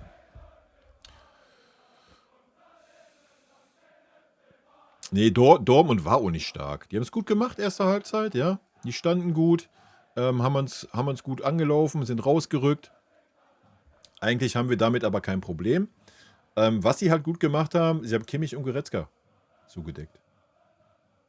Ja? Und beide Spieler sind nicht in der Lage, sich daraus zu befreien. Das muss man einfach so sagen. Und damit war unser ganzes Spiel erlegen. Ja? Nochmal, ich kann es nur wiederholen, erste Halbzeit, Musiala ist auf einmal zwischen beiden Innenverteidigern. Und weil ein Kimmich und Goretzka nicht in der Lage sind, nur ansatzweise das Spiel aufzubauen. Das musst du dir mal vorstellen. Ja? Und deswegen sage ich ja, Leverkusen ist ja nicht blind. Leverkusen ist nicht blind. Wenn wieder Kimmich und Goretzka in der Mitte stehen, alto Belli, dann müssen die echt beide einen Sahnetag haben, sonst wird das echt eine schwere Nuss, ey. Deswegen ist immer noch meine Hoffnung, dass ein Conny da steht. Oder meinetwegen gleich ein Musiala auf der 8. Aber wie gesagt, ohne Stürmer ist dann auch wild, ne? Deswegen brauchst du ihn eigentlich vorne. Weil er ja gerade das Momentum hat und die Hütten wenigstens macht. Also. Wild wird das. Wie kann das eigentlich sein, dass bei dem Fanshop mit dem Spruch München wahre Liebe?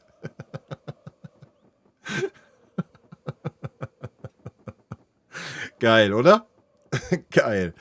Soll ich mal gucken? Komm, ich guck mal, ob da irgendwas vom Verkauf wurde. Gucken wir mal, ob es wirklich... Ich meine, ist ja reduziert für einen Zehner oder so. Komm, ich guck mal.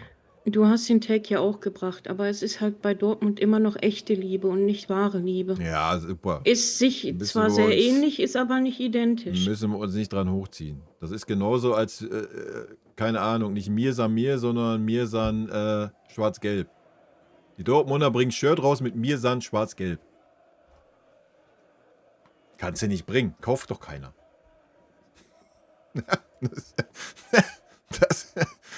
Ey, I don't know. Weiß ich nicht. Vor allem, das ist ein geiles Shirt. Zumindest das eine ist geil. Das mit der Skyline von München finde ich richtig gut. Ja, finde ich wirklich gut. Jetzt einfach drunter geschrieben, FC Bayern München wäre alles gut gewesen.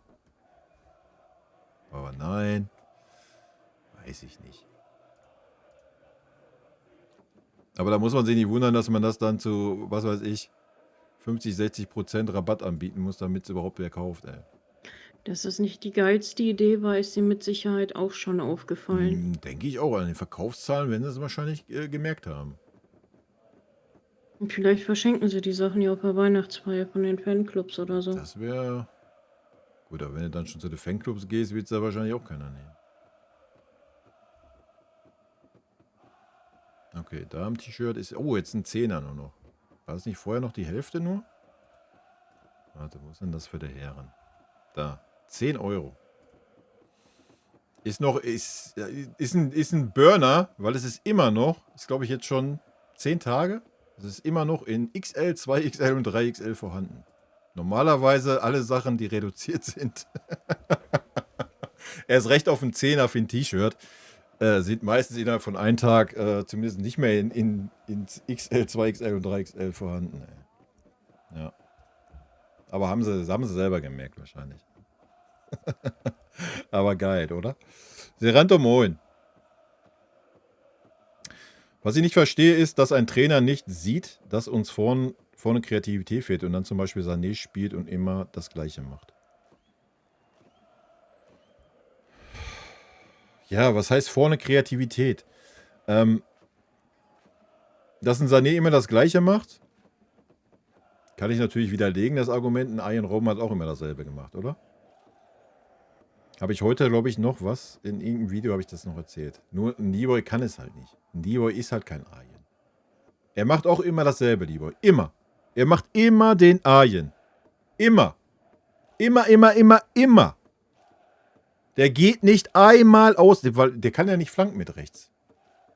Der geht nicht einmal außen durch. Ich habe nicht eine Flanke von dem gesehen, in dem ganzen Spiel in Dortmund.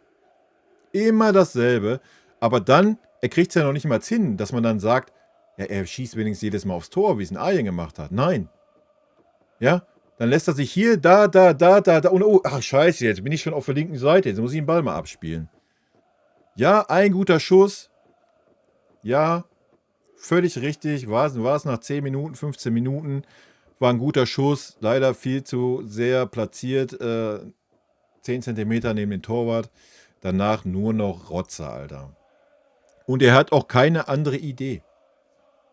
Ja? Er hat keine andere Idee. Nur er hat da nicht diese Perfektion, die ein Arjen hatte. Arjen hatte auch keine andere Idee. Er hat sich auch den rechten Fuß gebrochen, wenn er mal eine Flanke geschlagen hat. Ja? Aber er hat immer seine 3-4 Szenen gehabt im Spiel. Und das hatten Leroy halt nicht. Und deswegen sage ich ja, warum dann Leroy dann nicht auf die linke Seite stellen? Dann kann er wenigstens flanken. Aber nein, das ist dann Majestätsbeleidigung, weil er dann nicht aufs Tor schießen kann, weil er keinen rechten Fuß hat. Und dabei hieß es noch unter, weiß ich nicht, wer war Trainer, wo Leroy verpflichtet wurde? Hieß es da nicht noch, oh, Leroy ist super beidfüßig stark. Der Tuchel hat das, glaube ich, auch erzählt, oder? Er hat doch unter Tuchel halblinke Position gespielt. Da war er sogar richtig gut sogar. Ja, der ist beidfüßig stark. Ja, das sehen wir gerade, wie stark der mit dem rechten Fuß ist. Junge. Aber was ich eigentlich sagen wollte, die Kreativität muss natürlich aus der Mitte kommen. Ja, und nicht über außen. Ein Ribéry oder ein Arjen Robben waren auch nicht kreativ. So. Die sind dafür da, ein 1:1 Dribbling zu gehen, entweder dran vorbeizugehen oder halt nicht. Entweder eine Flanke zu schlagen oder einen Torschuss zu generieren. So, da kommt ja nicht die Kreativität her. Die Kreativität kommt entweder von der 10er-Position oder von der 8er-Position. Ja, und die ist halt nicht vorhanden gerade. So, außer Musiala. Aber wenn du dann hast, wie Dortmund, wo noch nicht mal zum Ball bis zu Musiala kommt, weil ein Kimmich und Goretzka gar nicht in der Lage sind, den Ball dahin zu befördern, dann wird es halt schwer. Ne? Aber die Kreativität kommt ja jetzt nicht über außen. Ja, wir sehen den Unterschied. Ja, ich gebe dir recht, so Michael ist kreativ. Weil der macht noch ein bisschen mehr, als nur zu sagen, ja, entweder gehe ich das 1:1, nehme die Flanke. Nee, der spielt halt auch mal einen direkten Ball, der versucht auch mal einen Doppelpass zu spielen. Ja, der spielt halt Bälle, die du sonst nicht von unseren anderen Außenspielern siehst. So. Es gibt kreative Außenspieler, ja, aber die haben wir halt nicht, abgesehen von Michael. Und deswegen ist Michael immer so eine tolle Sache zu sehen. Weil er halt nicht nur diese beiden Moves macht. Ja, wie alle anderen. So ist es leider.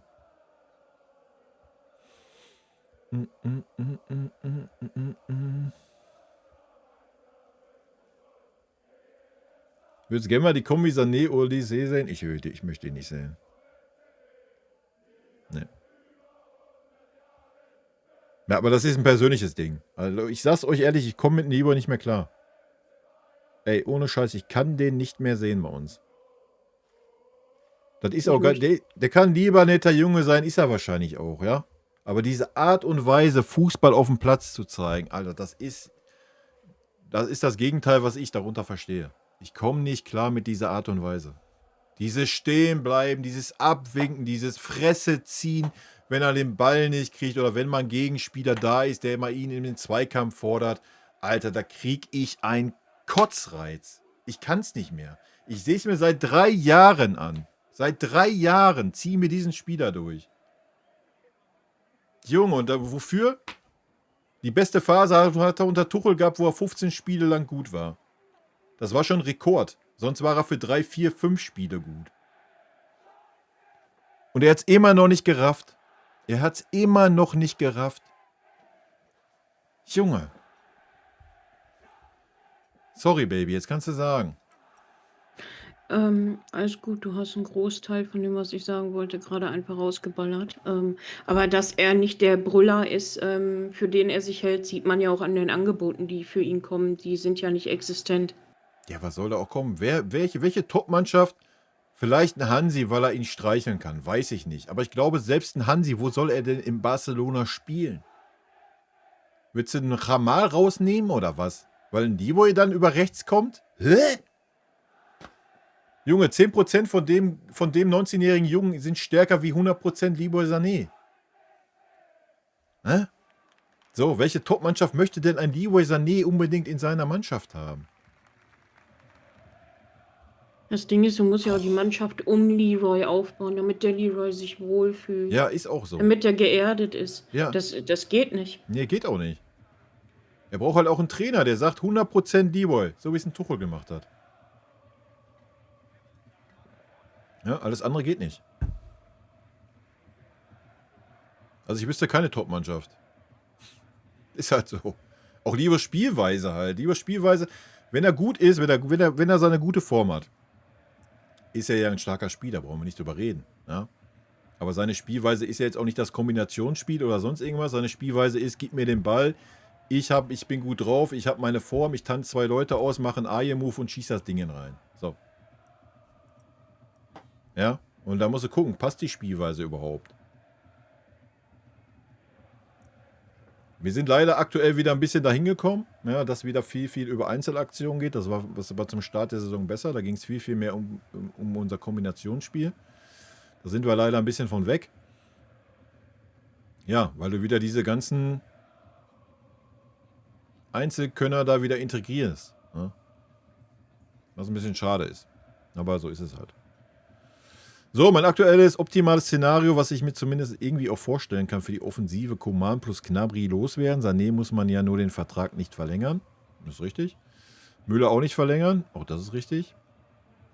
Dann hat man Kane, Musiala und Michael. Dann holt man noch einen neuen für die Startelf. Nach allem, was man bisher hört, Wirtz oder Simmons. Fände beide geil. Wanner behält man gefälligst und nimmt den als Backup für die 10 statt Müller, Saragossa plus vielleicht Tell und Rest neue Transfers. Ja gut, du hast auch noch einen Iran Kunda am Start, ja, der vielleicht auch den nächsten Stepper macht, das weiß man nicht, muss man halt ausprobieren. Du hast einen Ibrahimovic gerade, der leider auch keine Chancen bekommt. Keine Ahnung, schwierig zu sagen, ne? Aber ja, ich denke, man hat es ja gesehen, dass wir haben uns ja vor der Saison mit anderen Spielern beschäftigt. Ja. Doué wäre 100% zu uns gekommen, wären wir einen von den anderen losgeworden. Ja, dass man mit den Spielern nicht mehr langfristig plant, wissen die Spieler wahrscheinlich. Ja. Gehe ich zumindest von aus. Auch wenn man das dann jetzt wieder alles schön und stark redet. Und wie gesagt, Coman ist gerade auf einem guten Weg, keine Frage. Er wird aber trotzdem nie der Knipser werden. Ja, das war er noch nie, das wird er nie werden. Ja. Und aktuell, ja, müssen jetzt wird es super wichtig werden. Ja. Jetzt müssen die Comans, Gnabrys, Sanés müssen jetzt die Hütten machen. Weil du hast keinen Stürmer. Da bin ich sehr gespannt. Und ein Wanner macht halt auch wirklich nur Sinn, wenn du ihm Spielzeit geben kannst. Ja. Sonst macht ein Wanner keinen Sinn. Es wäre super schade, wenn man einen Wanner abgeben würde. Oder wenn man jetzt sagt, keine Ahnung, ich hole einen Wirtz und schicke einen Wanner nach Leverkusen und bezahle noch 130 Millionen oder sowas. Dann hat man den Schuss auch nicht mehr gehört. Entweder hast du dann die Eier, ja, entweder bist du dann vom Wanner überzeugt, das muss man halt mal sehen am Ende der Saison und sagst, yo, ich meine, haben wir mit Musiala gemacht, haben wir mit Pavlo gemacht, dann let's go. Ja. Wenn du natürlich unbedingt einen Wirtz holen willst, dann hast du keinen Platz für einen Wanner. Das musst du auch ganz klar sagen. Ja. Keine Ahnung, schwierig. Ich weiß auch nicht, warum wir uns nicht mit dem Nkunku beschäftigen, ja? Der jetzt in Dortmund im Gespräch ist. Von Chelsea. Warum sind wir da nicht dran, ne, in der Winterpause, den auszuleihen? Leihgeschäft? Ich fand den auch mega in Leipzig, also let's go. Feuer frei.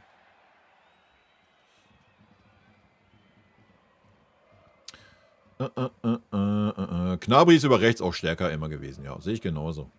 Gnabry hat seine besten Spiele über rechts gemacht. Wa? Nehmen wir nur Arsenal, die 4 Hütten, aber auch sonst war er über rechts, gerade in der Kombi mit Kimmich, der auch dann über die rechte Schiene kommt, war Gnabry, die haben sich gut verstanden, war Gnabry immer stark.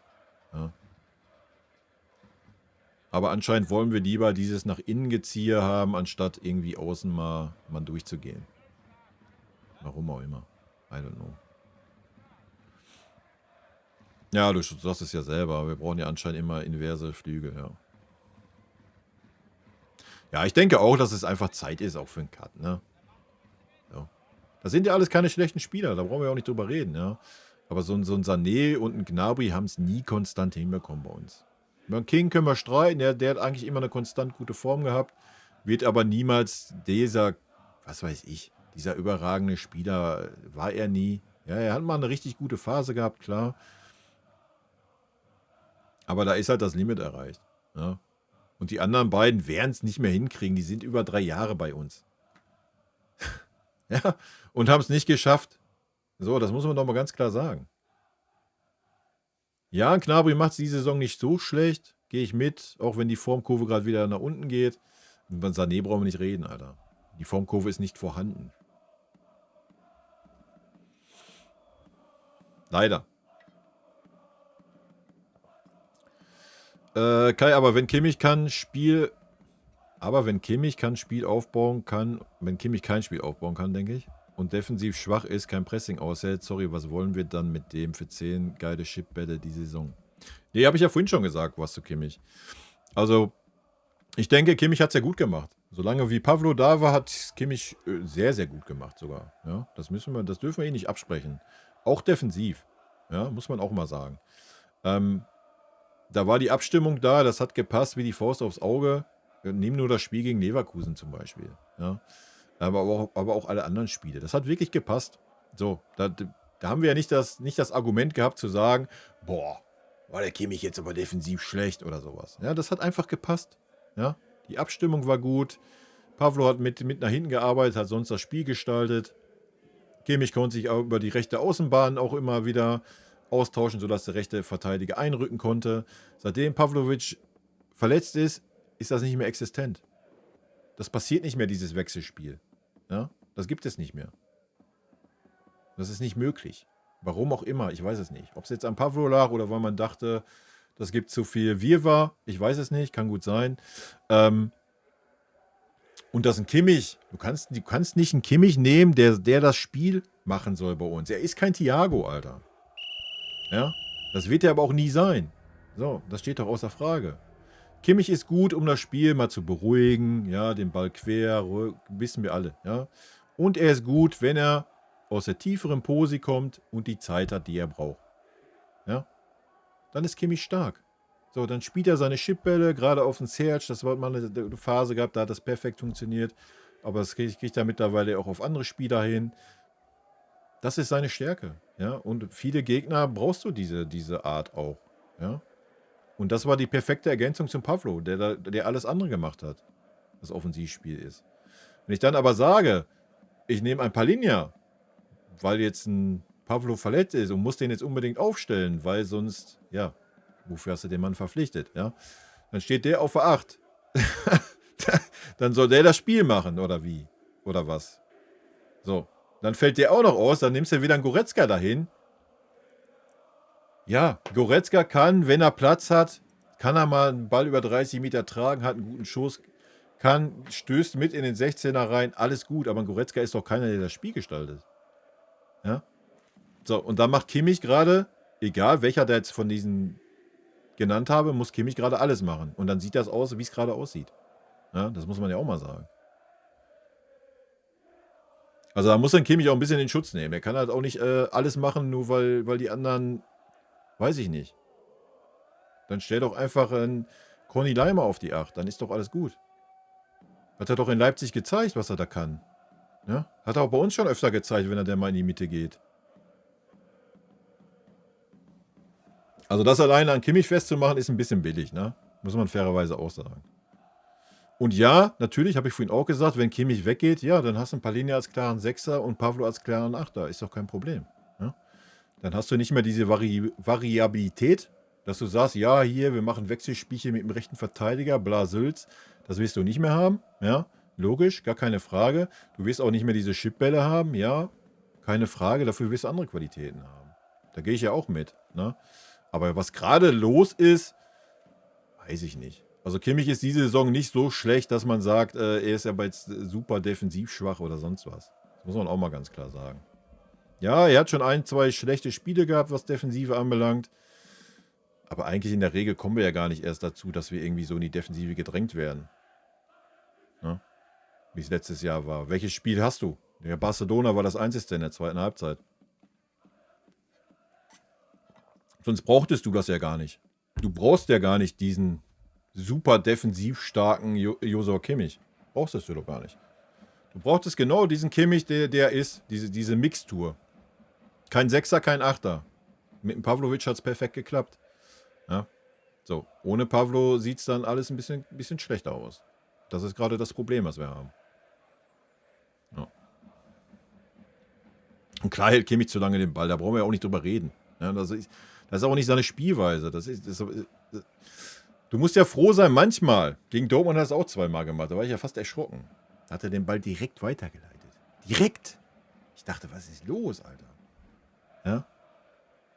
So, das ist aber nicht Kimmichs Spielweise. Kimmich ist nicht diese Art Spieler. Und auch nicht in dieser Art Spieler in dieser Position. Deswegen würde ein Kimmich auch als Achter nicht funktionieren. Kimmich braucht das, er kriegt den Ball, wie auf der Sechserposition zwischen der Innenverteidiger. Dann guckt er erstmal, was geht ab. So, wo kann ich den Ball hinspielen? Das ist Kimmichs Spielweise. Kimmichs Spielweise ist nicht auf der 8 zu sagen, ich kriege den Ball, zack, bam, ich spiele ihn direkt in die Gasse rein. Ja? Da sehe ich direkt, kann ich antizipieren. Nee, das ist nicht seine Spielweise. Ist auch nicht seine Stärke. Seine Stärke ist, wenn der vorne alles steht, supi, er kommt von der 6er schön nach vorne gepirscht, ist dann auf der 8er, kriegt den Ball, sieht, oh, Serge, jo, alles klar, Schippball rein in den Lauf. So, das ist, was Kimmich kann aus der tiefen Pose. Und das kann er gut. Ja? Aber uns fehlt gerade einfach Pavlo. Ja, das musst du so klar sagen. Ein Palhinha ist kein Spielaufbauer und Goretzka erst recht nicht. Ja? Weiß nicht, was ein Goretzka überhaupt in dieser Mannschaft noch zu suchen hat. Der passt einfach nicht ins System, meiner Meinung nach. Warum man Conny da nicht hinstellt, weiß ich nicht. Warum man da nicht einen jungen Jaust mit hinstellt, ich weiß nicht, wie er hieß in der Vorbereitung, der aus der Zentrale das mit Sicherheit auch spielen kann. Ja? Gerade wenn er einen Kimmich an seiner Seite hat, als super erfahrenen. Also, ja, hat man nicht die Eier zu. Oder beziehungsweise man möchte dann nicht ein Palhinha das Fass aufmachen oder das Fass Leon. Frag mich nicht. Geht in meinen Kopf auch nicht rein. Deswegen, ich bin gespannt gegen Leverkusen, aber wahrscheinlich wird da wieder ein Leon mit auflaufen. Mit Miosch. Ja, und dann werden wir arge Probleme bekommen, ins Spiel zu kommen überhaupt. Aber richtig arge Probleme.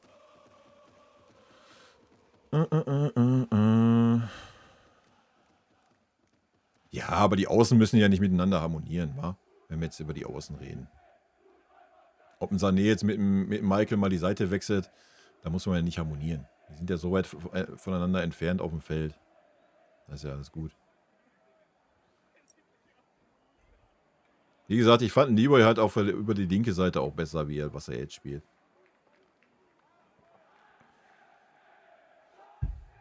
Aber wenn das so die Art und Weise ist, keine Ahnung. Aber guck dir dann Michael an, der kann halt beides. Ja? Der kann nach innen ziehen und nimmt den Schuss. Oft genug gesehen. Dann kann er aber genauso gut auch einfach eine Flanke schlagen, wie jetzt gegen Dortmund. Ja?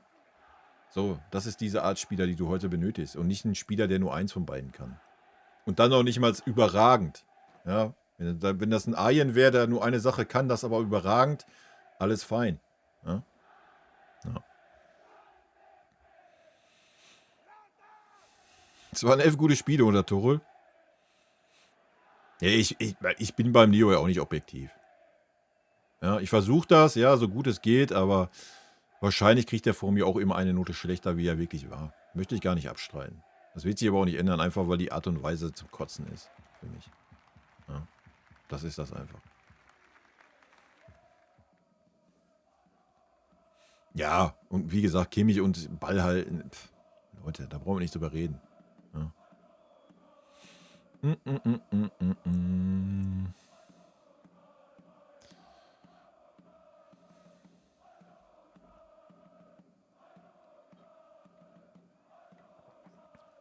Nee, Dirk, da gehe ich auch mit, ne? Wie gesagt, wenn du den passenden Part hast, ist das gut, dass du so einen Kimmich hast. Ne? Der halt dann das macht, was er macht. Gehe ich 100% mit. Du brauchst aber halt den passenden Part dazu. Und das war Pavlo. Weil der alles das gemacht hat, was ein Kimmich nicht kann. Ne? Und dann hast du zusätzlich die Stärke von Josh, der dann einfach diese Chipbälle spielt. Ja?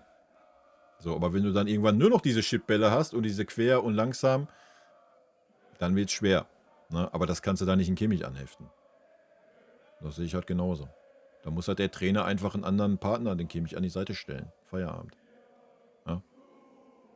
So, und wenn er das nicht macht, dann macht das nicht. Ja, aber du kannst ja einen Rodri auch nicht mit dem Kimmich vergleichen, Alter. Also, ich hab den Rodri auch nur bei der EM gesehen, Alto Belli, aber was ich da gesehen habe. Sorry. Aber was Spielaufbau anbelangt, nee. Sorry. Da brauchen wir nicht auch nur ansatzweise einen Vergleich mit dem Kimmich anstellen. Ja, auch ein Rodri hat den Ball am Fuß, ja, logisch. Aber der weiß auch, was damit anzufangen. You know? Ja, den kannst du ruhig pressen, den Rodri. So, guck mal, was passiert, wenn ein Kimmich presst. Weißt du, was ich meine? Also der Vergleich der hinkt.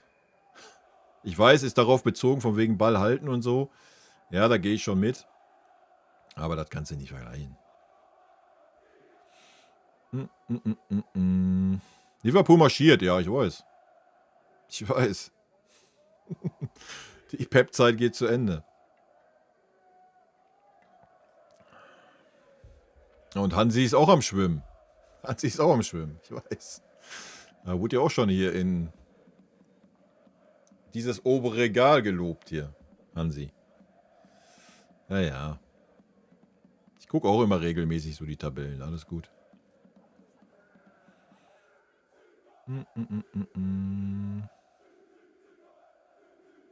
Nee, gucke ich eigentlich gar nicht. Früher habe ich das immer noch geguckt. So, früher habe ich auch so die Top-Spiele geguckt in anderen Ligen, aber nee, habe ich gar nicht die Zeit für aktuell. Nee. Ich gucke immer so die Ergebnisse, gucke mir die Tabellen an auf dem Scheißhaus. Ja, das mache ich natürlich schon. Aber mehr auch nicht. Will Simmons nicht, hat bei dir verschissen?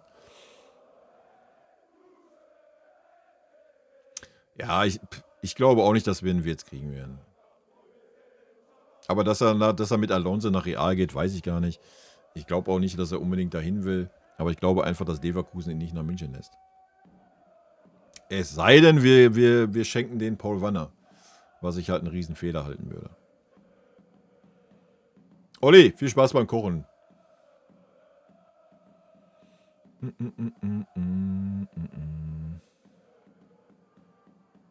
Es wird wahrscheinlich noch etwas dauern, bis wir wieder einen Flügel haben, dass ich mit Robbery messen kann. Na, weiß ich nicht. Michael ist auf einem guten Weg, denke ich, oder? Also alles, was ich bisher von ihm gesehen habe. Wenn wir ihn dann nochmal kopieren können und auf die andere Seite stellen, wäre das schon mal ein Anfang, würde ich sagen.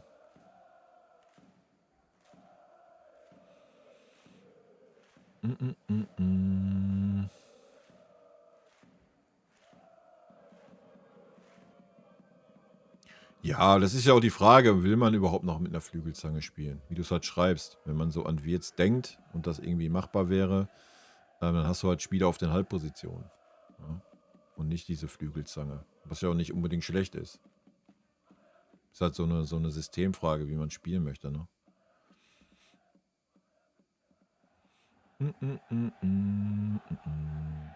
Ja, Maike sieht man auch gerne zu, weil er, wie gesagt, halt einfach auch eine andere Art Spieler ist. Ne? Der hat ein paar andere Dinge anders macht, wie Sané, Coman und Gnabry. Die machen immer dasselbe. Ja. Das 1 gegen 1. Im Idealfall mal eine Flanke, was aber eigentlich auch nur Koman macht. Obwohl Serge auch noch ab und wann. Sané macht das gar nicht. Und ansonsten den Haken nach innen und irgendwie einen Abschluss suchen. Aber dass du irgendwie mal direkten Pass siehst von Leroy, Serge, Koman, wann siehst du das mal? Mal einen direkten Pass auf den Stürmer, weil er das Auge dafür hat, das Spielverständnis. Siehst du gar nicht. Ja, siehst du aber halt bei Michael.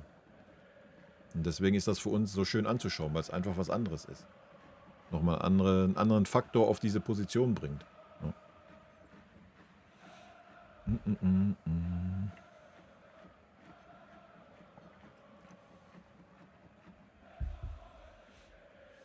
Kurz AFK, aber ganz kurz. Aber ich mache jetzt eh gleich Feierabend. Guck mal, wir haben auch fast 2 Stunden voll. Ist doch perfekt, ey. Ist doch supi. Guck mal, obwohl ihr weniger geschrieben habt, habe ich trotzdem die ganze Zeit gelabert, ne? Weil ich einfach eine Laberbirne bin. Wenn es um Fußball geht. Also gar kein Problem. Da muss gar nicht der Chat so durchrattern. Ach, herrlich. Ja, wir können ja vielleicht zum Schluss nochmal, wenn ja ein paar Leute da sind, könnt ihr ja mal eure Tipps raushauen für morgen. Also wie gesagt, ich habe nicht so ein gutes Gefühl. Hängt ein bisschen von der Aufstellung ab, die kommen wird. Wenn wir in der Mitte auf Kimmich, Goretzka setzen und auf dem Flügel auf den Leroy oder auf den 9 auf den Leroy, boah, dann habe ich ein ganz, ganz schlechtes Gefühl. Wenn überraschenderweise ein Conny auf 8 kommt und ein Leroy nicht in der Startelf steht, dann denke ich, sieht's gut aus. Aber ich denke, ich meine, Oli ist ja schon weg, der ist kochen. Ich denke, die 6er-Position wird morgen ein wichtiger Faktor werden. Ich glaube nicht, dass Leverkusen nochmal so defensiv agieren wird. Unsere Innenverteidiger sind gut drauf, da mache ich mir weniger Sorgen. Aber die 6er-Position wird wichtig werden. Wenn da der Raum offen ist, huiuiuiui, da bin ich gespannt. 3:2 für uns, 2:1. Wenn Michael und Boe starten. Ich bin gespannt, ob ein Boe startet.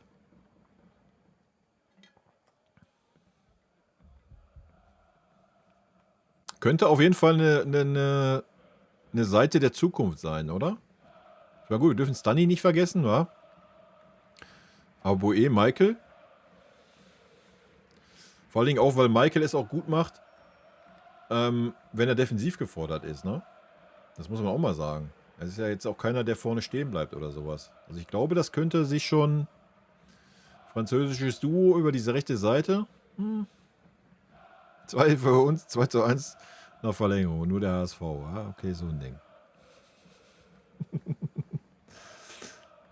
Wenn Michael seine Schienbeinschoner mal anbehalten kann, sollte das auch Ja, keine ja, Probleme das war ja geben. auch Katastrophe heute in der PK. Katastrophe. Vorbildfunktion. Vorbildfunktionsthema macht die Bild-Zeitung daraus. Das Ding ist, es wird daraus so ein Drama gemacht. Aber dass Fonzi angetrunken angehalten wird, das wird unter den Teppich gekehrt. Das interessiert keinen, ey. Da reden wir nicht über Vorbildfunktion. Also besoffen Autofahren ist okay, aber wehe, du hast zu kleine Schienbeinschoner, wenn du aufs Feld gehst. Wehe, Leute. Das ist Vorbildfunktion für alle EDC-Jugendspieler. Ne? Weil wenn dir einer mit den Stollen vor Schienbein tritt und das Schienbein gebrochen hast, ist das ja nicht dann... Ist ja dann nur dein Problem. Ne? Aber die Vorbildfunktion. Das war ein wilder Take, ey. Das war gut. Naja. Julian, guten Abend. Ja, du bist leider ein bisschen spät. Ich mache nämlich jetzt Feierabend gleich. Ja, der haut immer echt einen raus, ne? Ja, lächerlich. Ich bin mal gespannt, ob Leroy überhaupt spielt oder ob die DFL sich da wirklich irgendwas einfallen lässt jetzt. Ja, wie gesagt, du hättest ja bei Fonsi jetzt ja fragen können, Vorbildfunktion, aber selbst die Frage wäre auch dumm gewesen, weil na klar, was sowas anbelangt, hat jeder Mensch in der Öffentlichkeit eine Vorbildfunktion. Also wer Alkohol trinkt und dann Auto fährt, ja, keine Ahnung. Dem haben sie ins Gehirn geschissen, so Nee, sieht es nämlich aus. Da müssen wir eigentlich noch drastischere Worte finden, aber wie gesagt, Schienbein schon. Alter. Aber Kompanie hat's ja gut, ganz gut wegmoderiert. Hat er dann auch den wisst ihr noch früher hier mit den Klopper, der muss so um Knöchel rum und so hoch und. Ja, die Zeiten sind ja nicht mehr da. Ne? Also wegen mir, lass das jedem Spieler selber überlassen, ob er mit Schienbeinschoner aufläuft oder ohne. Wen interessiert. Ja? Wenn er dann dadurch eine Verletzung erleidet, weil er keine hat, aber ja, der Fußball hat sich geändert. Ja? Wo geht heute noch einer mit offener Sohle aufs Schienbein oder sonst was? Ja? Und selbst wenn, ob dann da so ein mega dünner Schienbeinschoner noch irgendwas bewirkt, weiß ich auch nicht. Da bin ich aber auch raus, ey. Bin kein Arzt. Das war deutsche Korinthenkackerei, ja. Vom Allerfeinsten, oder? Vom Allerfeinsten. Vom Allerfeinsten war das so. Auf jeden Fall, ey. Aber war wieder witzig, ja. Für dich macht es keinen Unterschied, ob die Roy spielt. Die Roy? Ja, schauen wir mal. Ich denke auf jeden Fall, es wird ein interessanteres Spiel werden, als wie es in der Bundesliga war. Aber ist ja auch logisch. Das ist ein K.O.-Spiel. Ne? Okay, Leute, ich mache jetzt Feierabend. Guter Zeitpunkt, wir haben alles abgearbeitet. Sehr schön. Ich bedanke mich auf jeden Fall bei euch, die den Weg hier hingefunden haben. Ja, ich denke mal, bis zur Winterpause sind ja dann nicht mehr so viele Streams, 2 oder was. Werde ich das so belassen erstmal, dass ich hier auf Twitch bin und nicht auf YouTube zusätzlich. Und zur Rückrunde schauen wir dann mal. Aber bisher, muss ich sagen, hat es mir ganz gut gefallen. So. Leute, erstmal vielen lieben Dank für eure Primies, ne? Und Subs.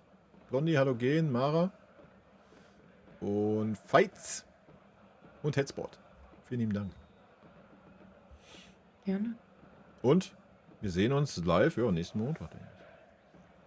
Schönen Abend noch. Erstmal morgen nach dem Spiel, ey. Hoffentlich mit besserer Laune wie nach Dortmund. Tschüssi. Schönen Abend wünsche ich euch.